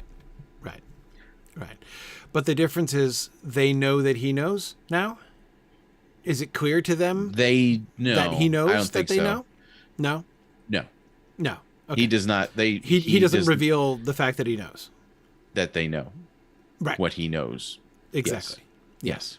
No. But you're saying no. That I'm saying no. He does not. In fact, he does not. That is not revealed. Okay. I feel like I'm in the Who's on First. Exactly.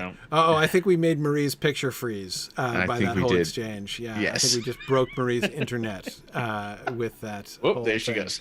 Yep. We did. Wow. That was a shame. I was. Now we have to do the whole thing all over. No, we should obviously not do that whole thing over again. Yeah. Okay. Yeah. No, I would feel I'm in like Shakespeare's Richard II or something. But anyhow, or Abbott and Costello, one or the other. Okay. So, so they go to the Dunedain village. We see now this whole thing happening from a new perspective. We see Aragorn's perspective on this. The juxtaposition. So this is a really interesting juxtaposition between Aragorn sort of doing his kingly thing consciously for the first time with Beren's death, basically. Right? So, I mean...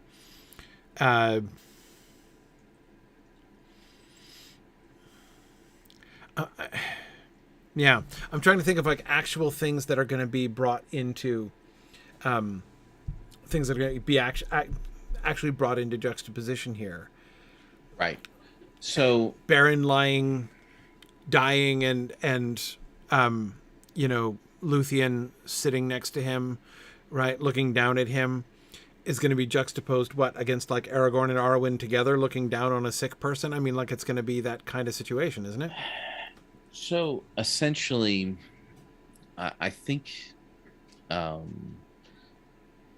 Aragorn's guilt is playing a role, because essentially Luthien cut his life short, not intentionally, obviously, but like, yeah, he could have lived on for another right 50 years had he not met her, right? And right, yeah, exactly, and not gone on that path. Yeah. In fact, his fate turned out exactly how fairy stories turn out. When you walk into the clearing where the fairy princess is dancing, right? It's just a generally bad idea. You shouldn't do it. And there's the evidence, right? Right, as Gilroy knows full well, right? Right. Yeah. And so he is feeling a great deal of sense of like, I don't deserve the level of obeisance, right? That my presence is generating here, right? And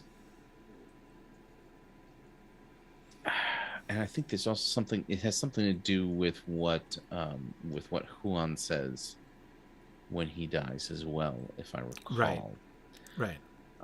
I would have to look at the outline of that episode to remember. It's been a fair few weeks at this point, even though we're only one episode since then. But it's right. But no, and we haven't talked about the episode yet, so we're getting into territory that I'm, I can't make the connections quite the same because I don't know exactly how that's going to be shaped. But yeah. So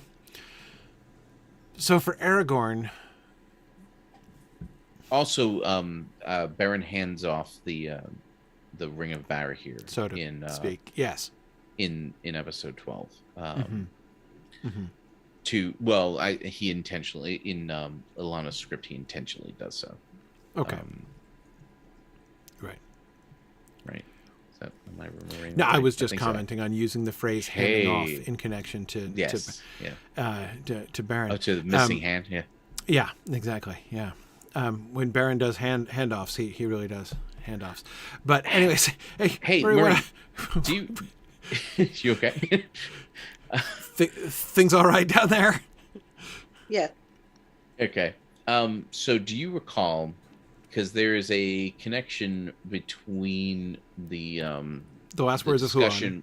Yeah, between the last speech of Huan and the discussion between Arwen and Aragorn, and I can't for the life of me remember what that was intended to be. All I remember that Arwen was going to tell him was something along the lines of, like he's all worried about, oh no, how do I act? Because they think they know who I am, and I'm going to be weird about it. And she does the whole like, go be who you were born to be kind of thing to him. Right. Yeah. Yeah, I feel like, but let me think. What are everyone's last words? It's paraphrased in the text. Yeah, that's what I was like. So I don't know that we've got something deliberate beyond that. Hang on. Scrolling. So what we have Arwen tell Aragorn is the people are going to react regardless, but it's up to you to earn this respect that they're offering you. So if you're sitting here going like, oh, I don't deserve it, like they're treating me like I'm someone special and I haven't done anything. All right, cool, go do something. Right. Yeah. Right. So I think that Huon, whatever he says in his farewell to Beren and Luthien, is probably along the lines of, well, I fulfilled my destiny in life. Like, I did what I set out to do. I killed the wolf. Right. Like, doesn't he acknowledge that he was always destined to die this way? Yeah. Mm-hmm. Yeah. Yes. And he says farewell. Like, that's the text emphasizes like, I lived my life. Peace out. Right. And so that's kind of what she's trying to do there, is tell him, like, look, there's no point in sitting here worrying about what you're going to do. Your doom's going to come to you one way or the other. Yeah, so you just go out and meet it, kind of thing. Yeah. Right. And I think that's I know that I know that you have often brought up Aragorn's choice to pursue Merry and Pippin versus Frodo and Sam. Mm-hmm. And I think that is an example. Like, his destiny is to be part of the defeat of Sauron. Yes. But that doesn't mean that he needs to have all of his choices guided by that. That will happen. Right. Whether or not he, whichever choice that he makes, the choice that he makes, though, is the moral one. Yes. Versus the pragmatic one. Yes, exactly. He turns away, like actively turns away from Amdir in a way which is very reminiscent of how Gandalf and Elrond actively turn away from Amdir in the Council of Elrond, right? Yeah. When they're like that's the whole like in the hands of the weak as well as the strong, right? Like it's yes, we could try to weight this deck a little bit to try to maximize the possibilities of success, like maybe sending Glorfindel, for instance, right? But no, we're not going to do that. And Aragorn does the same thing, right? He's like, well, if I were to go with Frodo and Sam, it probably would increase their chances of success. Right, like that seems like if I'm just trying to play the odds here and say what is the most cunning way to try to work our way towards the success of this quest. Yeah, probably me sticking with them is the right thing to do. Right, but he deliberately turns away from that, not because he thinks like, actually, I think it'll be much better if they go by themselves without me, but because he says like, no, it's like that. This seems like the wrong idea, but the wrong choice. But I'm convinced that it's the correct one. I mean, he's deliberately doing the counterintuitive thing there. Because if he doesn't, then Merry and Pippin absolutely are toast. Right. Whereas Frodo and Sam, he puts them in the hand of Providence. Yes, exactly. And this conversation makes Arwen a part of that too. Right. Yeah, no, I like this connection because it's you've got Huon on the one hand fulfilling his destiny, but you also have Beren completing the quest. Like if his destiny was to complete the quest of the Silmaril, this is the end of that path, right? Yes. And I mean, as he himself states, and now the quest is achieved, right? And that picks up on that sense of his fate, his destiny. He couldn't turn away from this.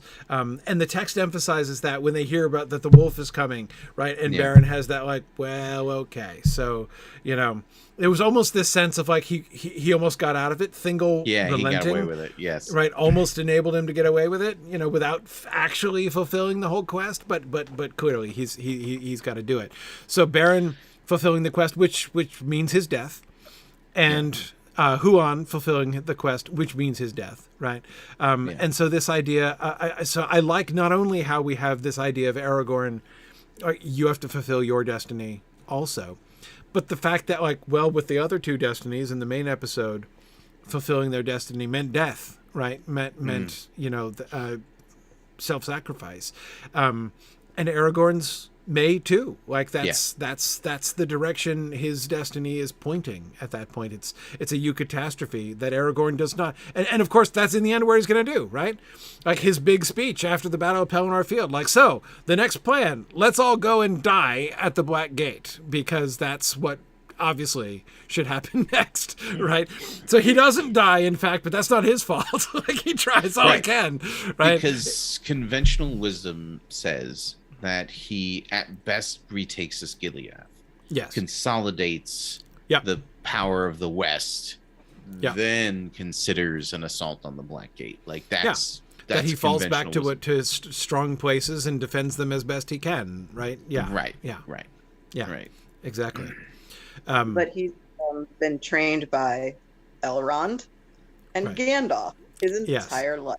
So he Yes. had no chance of being the kind of guy who would make practical choices. Yes. Yes. Yes. Gandalf, who does not counsel prudence, Aragorn is in no danger of suggesting prudence. And Yeah. Maedhros had Maedhros have been there, he would definitely have counseled him against the assault on the Black Gate. Okay. Right. Right. Yeah. Right. Well, Yeah. Maedhros is someone who doesn't have a lot of trust in Estelle. Yes. Yep. Yes. Hasn't worked out. Except for him. this one time, and it Well- does not work out spectacularly for him. It Yes. does not. For him. Right. Right. Yeah. But that's the thing, is that you have to be willing to have things fail spectacularly to make Mhm. these choices. The trust has to be there that somehow this will all work out, even if it doesn't go the way I hope. Yeah. Yeah.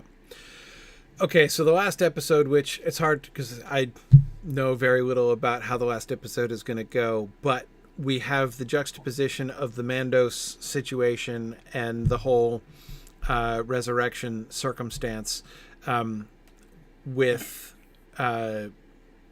Aragorn's decision to go off into the wild.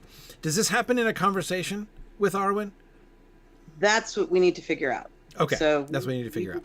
Not plan. Okay, so let's think about that a little bit. So the options are: we just had Arwen and Aragorn together on their first romantic date to the Plague Village. By the way, don't recommend. But secondly, now, so after, it would be logical to have them afterwards have that.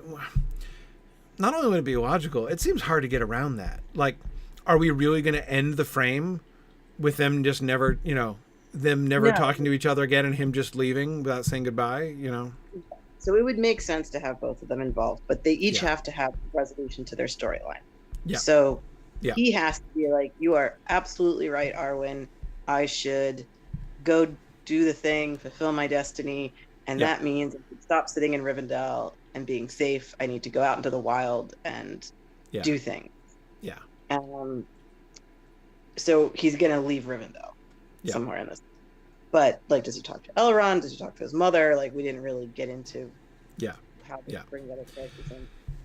The resolution of her storyline needs to be there's hope in men. Like, Right. Estelle, it's here. Estelle.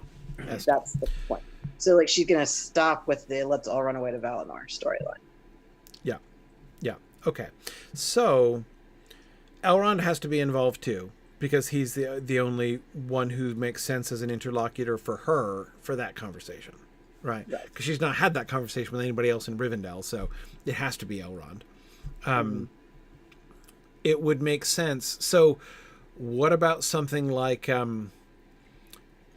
Aragorn comes in to take his leave of Elrond, right? Because he doesn't want to make it weird by, like, seeking out Arwen and saying, hey, I just wanted to say goodbye before I go, because, like, who's he, right? Like, that would be a little presumptuous of, like, that there's some kind of relationship there that needs to be signed off on, right?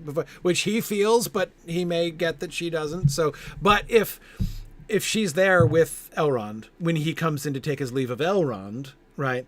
It makes, I mean, he's not going to be like, I'm going off to the wild for decades without saying goodbye to Elrond. Like, that's obviously not going to happen, right? So he would come in to take his leave of Elrond. And if she's there, okay, maybe he knew that, maybe he didn't know that, who knows? But in any case, it would work out. And then after he leaves, she and Elrond could then have the final exchange. And then you have, of course, the delightful irony that, like, Estelle departs, and that's when she announces that Estelle has arrived, right, in her own heart, right, in her own understanding.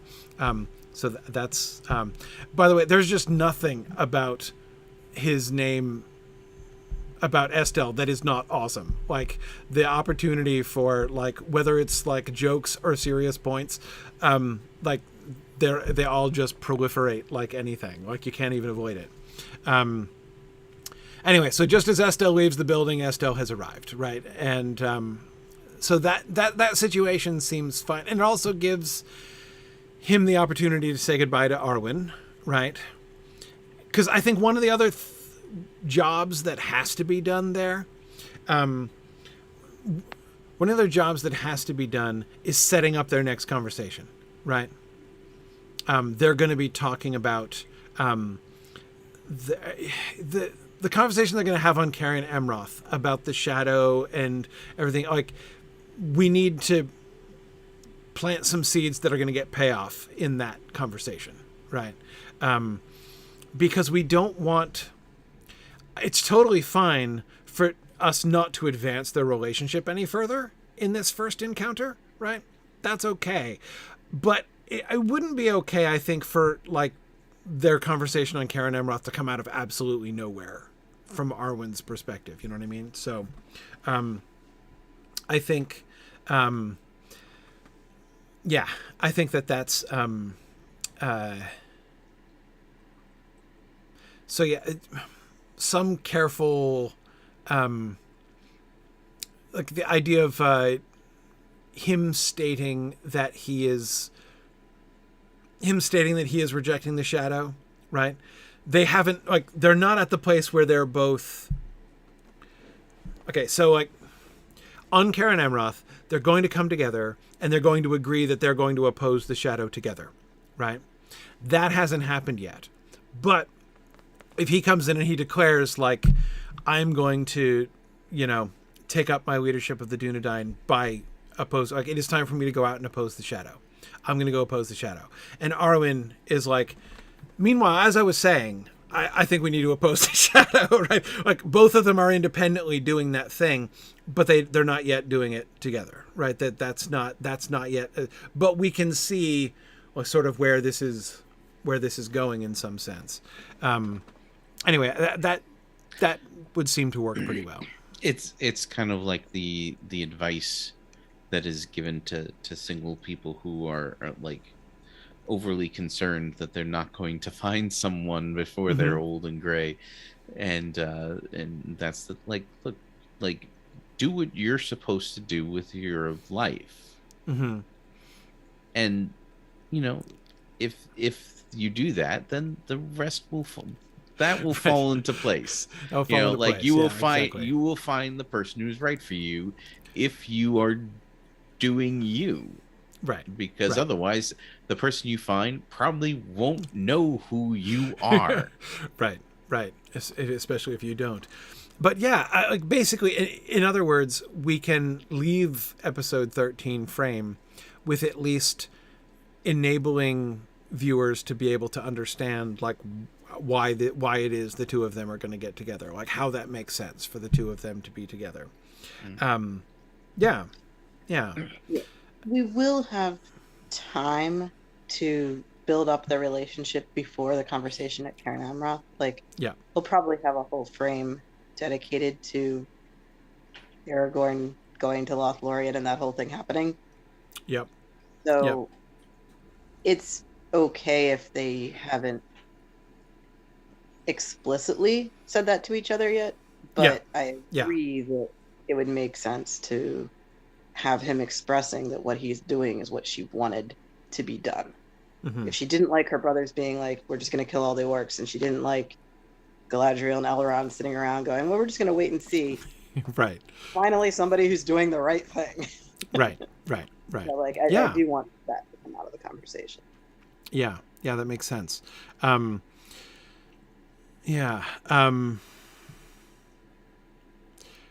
I'm thinking about the juxtapositions again, the last juxtapositions here. We're juxtaposing their return to life with their Aragorn and Arwen's choices, right? Their choices about their futures, about their destinies.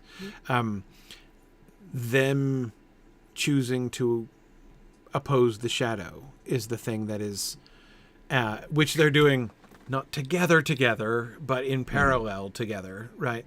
And we're juxtaposing that with Beren and Luthien returning to life together and fulfilling their destiny in that way.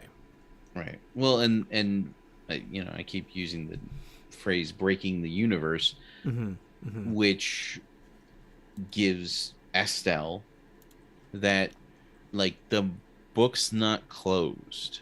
Right. Providence is still acting and has plans for this world, and Aragorn is a part of that plan, and he's going off to find what that part is. Right. Yeah. Okay. That's good. So that setting and conversational setup work for you guys, you think, for episode 13? Yeah. It seems logical. I mean, it's hard, like, with being the end, and especially if we're headed off with Aragorn leaving, a leave-taking of Elrond seems almost inevitable. I mean, it has to happen, so... Yes. Okay, cool. What was the other one? 8? The other one that needed work on that? Yeah. Which one? Oh, was that the meeting of Aragorn and Arwen? No, that got written. That was... Right, yeah, that's 7. Right, that's 7. 8. Yeah. Oh, it's the Kelgorm and Curufin one. It's the nice Dunedain girl one. Mm-hmm. Okay. Yeah.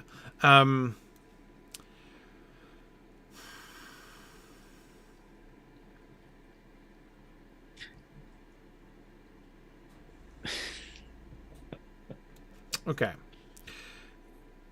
One of the things that's interesting about that is that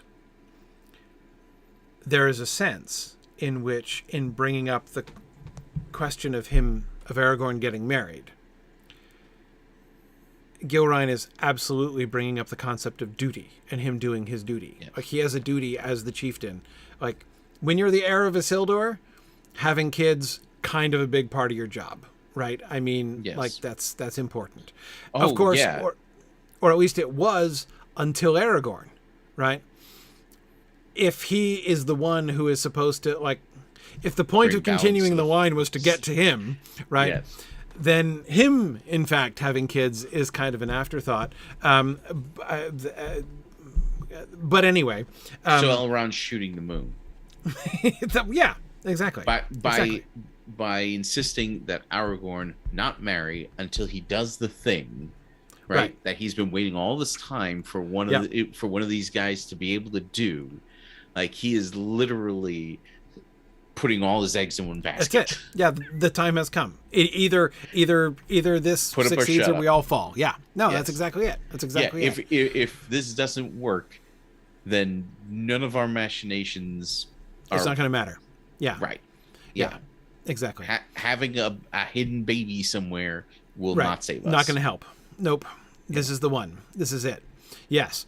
But one couldn't blame Gilrain for not thinking in that way. Right? Oh, yeah. I mean, she's... no one knows better than she the potential tenuousness of the line of Isildur, right? Yeah. And not even just, of course, with the whole conversation with her parents and that kind of thing, right? But I mean, their conversation with each other, the part where they let her get married young because, people die. Yeah, exactly. Mortality is likely to set in. Yes, as indeed it does, and the forebodings and all that sort of thing. Okay, so. But anyway, so she would definitely frame it in the sense of, like, now that you know that you're the chieftain, and now that, you're a grown-up boy and everything, it is time, maybe time to start thinking about this. In other words, she's raising a question about... So, and obviously we're going backwards up the stream to where we got at the end. The end of the frame story for Aragorn is getting him to the place where he understands and embraces his purpose, his destiny, right? Yeah. So this is going to be, in a sense, a sort of a false start to that. This is something that seems like it should be part of his destiny, part of his purpose, part of this his is pursuing duty. Frodo and Sam. Yeah, Yeah, this is the thing that seems most logical, right? Well, you're the heir of Isildur, and so the first priority, have more heirs of Isildur. Keep the line going, right? I mean, like, if you don't do that job, what else do you do? What good are you? What good are you? Exactly. If you haven't got heirs, you haven't got anything. Yeah. If you have not at least replaced yourself. Yes, exactly. Yeah, you have been the slender thread upon which the line of Isildur has been hanging for years now. Well, let's figure that out. So, makes perfect sense for her to be thinking that way. He would be resistant to it, but maybe like inarticulately resistant to it, because there's no denying the sense of it, right? I mean, and even his own, the way in which he has been impressed by the magnitude of the situation, wearing his awkward, millennia old artifacts as he is in that moment, right? Is going to be bearing home to him this significance, and that so he's going to see the point, right? And yet he's going to know, no, this is not my destiny. Settling down with a nice Dunedain girl and carrying on the line is not actually my job. He's Dairon, right, in this situation, because Dairon resists all sense. Right, like that's his calling card. Yeah, right. Okay. In this episode, for sure. Like, because they're like, we don't think she went home, right? But we'll send a search party, including Dairon, that way, because that gets Dairon out of her hair anyway. Because and then the party he's with gets really excited because they start finding evidence that they in fact did go this way, and and he's like, but they're not going this way. Like, surely they're going that way. Right. And so he decides to go that way, and in fact is correct without even ever seeing the direct evidence of that fact. Right. He's like the centurion who tells Christ, no, it's okay. You don't have to come to my house. If you tell me that my servant is healed, that is good enough for me. And that's essentially where Dairon lands. And Aragorn is making that decision here. He is making the less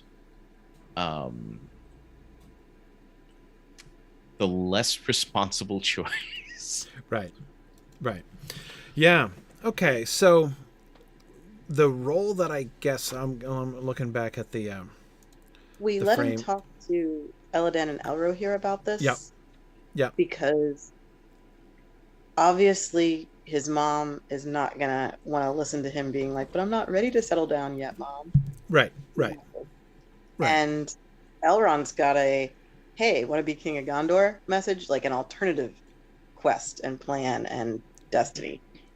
But for him to just be like, no, I don't think this is the right thing, he needed someone else to talk to. So we gave him the Sons of Elrond to be voicing that dissatisfaction with Mom's plan. But the scene where she actually tells him that and what he says to his mom in that scene, we didn't really work out. Right. It makes sense to have her sort of,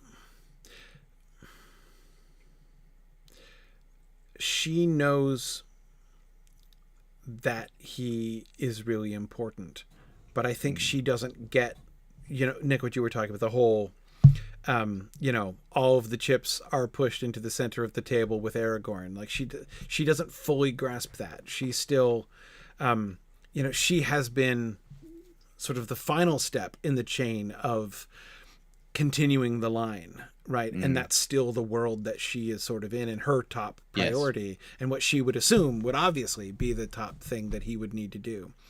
So it seems to me that what this raises, the question for the first time to him of, what is my destiny? What is my purpose? What is it that who am I and what am I supposed to be doing? And that this idea of like, well, no, like, yes, it makes sense that to continue the line of Isildur is seems like a really important thing to do. But no, I don't think that is the right thing for me to do. There's something else, and I don't know what, and I don't know why, and I'm not comfortable with it, and I'm still trying to figure out what it means to be the chieftain and maybe king, I guess. Also, I met this really cute elvish lady. There's that too, yeah. So there are other reasons why the idea of settling down with a nice Dunedain girl is not sounding appealing today. Right, but we avoid that, right? We avoid it just being like I'm not ready to settle down, Ma, can you please give it a rest kind of angle to that conversation. Yeah. Hopefully we avoid that, yeah. Hopefully we avoid that, absolutely. Okay. No, that makes sense. That works. And this is the way that it comes. Not only does it correspond directly with he just met Arwen and then his mom is suggesting he gets settled down with somebody else, but also it comes right after the turning point, right? Like so it shapes clearly the second half of the trajectory of his trajectory towards finding himself and his purpose. Everything between episode 7 and episode 10, like everything in there, that's about choices. That's about what are we doing here? Yeah. Right. Yeah. Repeatedly we're asking that question. Right. In different ways, obviously, but yeah. Yeah. Yeah. Okay. Cool. All right. Well, it's very late, but we got through the whole frame, so that was good. That was good. We even, I don't know if we solved the episode 13 issues exactly, but I think the two scenes are pretty clear, right? Scene number 1 is easy. They're there. He comes in and says goodbye, and then scene 16 is just Arwen and Elrond as they're watching him walk away out the window, right? Yeah. No problem. Yeah, easy. Okay, awesome, very good. Well, next time, so we're gonna be 1 week extra here in between. We're gonna meet again in 3 weeks on May 18th. And we're going to be talking about casting. So as I said at the beginning of the episode, it is time for the voting for casting. So if you go to the Film Project, so forums.signumuniversity.org, Film Project, go to casting season 6, look at the season 6 nominations. There's a link to a form there, a voting form to vote for the casting, and we will discuss the final casting choices on May 18th, see if I need to dust off my veto for any of the choices that have been made. We'll see. So that'll be May 18th at our normal time at 10 p.m. The voting is going to close on Sunday, May 14th. So a few days before that, so we can have time to by which I mean so that Marie can have time to put together the slideshow, showing the choices and the winners of the elections there for our episode that week. So Sunday, May 14th, voting will close. Our casting episode will be on May 18th at 10 p.m. And then after that, we will do episode 12 and 13 between then and Mythmoot, right? That's the plan? That is the plan. Very good. Very good. We're threatening to move towards the end of season 6 here. We're getting there. There's still ways to go. We've got some post-production episodes to do after we finish episode 13 still. But we're getting there. There should be about 5 left. Yeah. 5 left. So these 3 and then two others after Mythmoot, you're thinking? Yeah. Music and art episodes after Mythmoot. Exactly. Yeah. Awesome. Well, that will be fun as always. Thanks, everybody. Thank you, 2 of you, for joining me as always. This was a lot of fun, and we will see everybody in 3 weeks. Thanks, everybody. Bye now. Oh, I will say, as always, except almost not this time, thank you for listening, and Godspeed.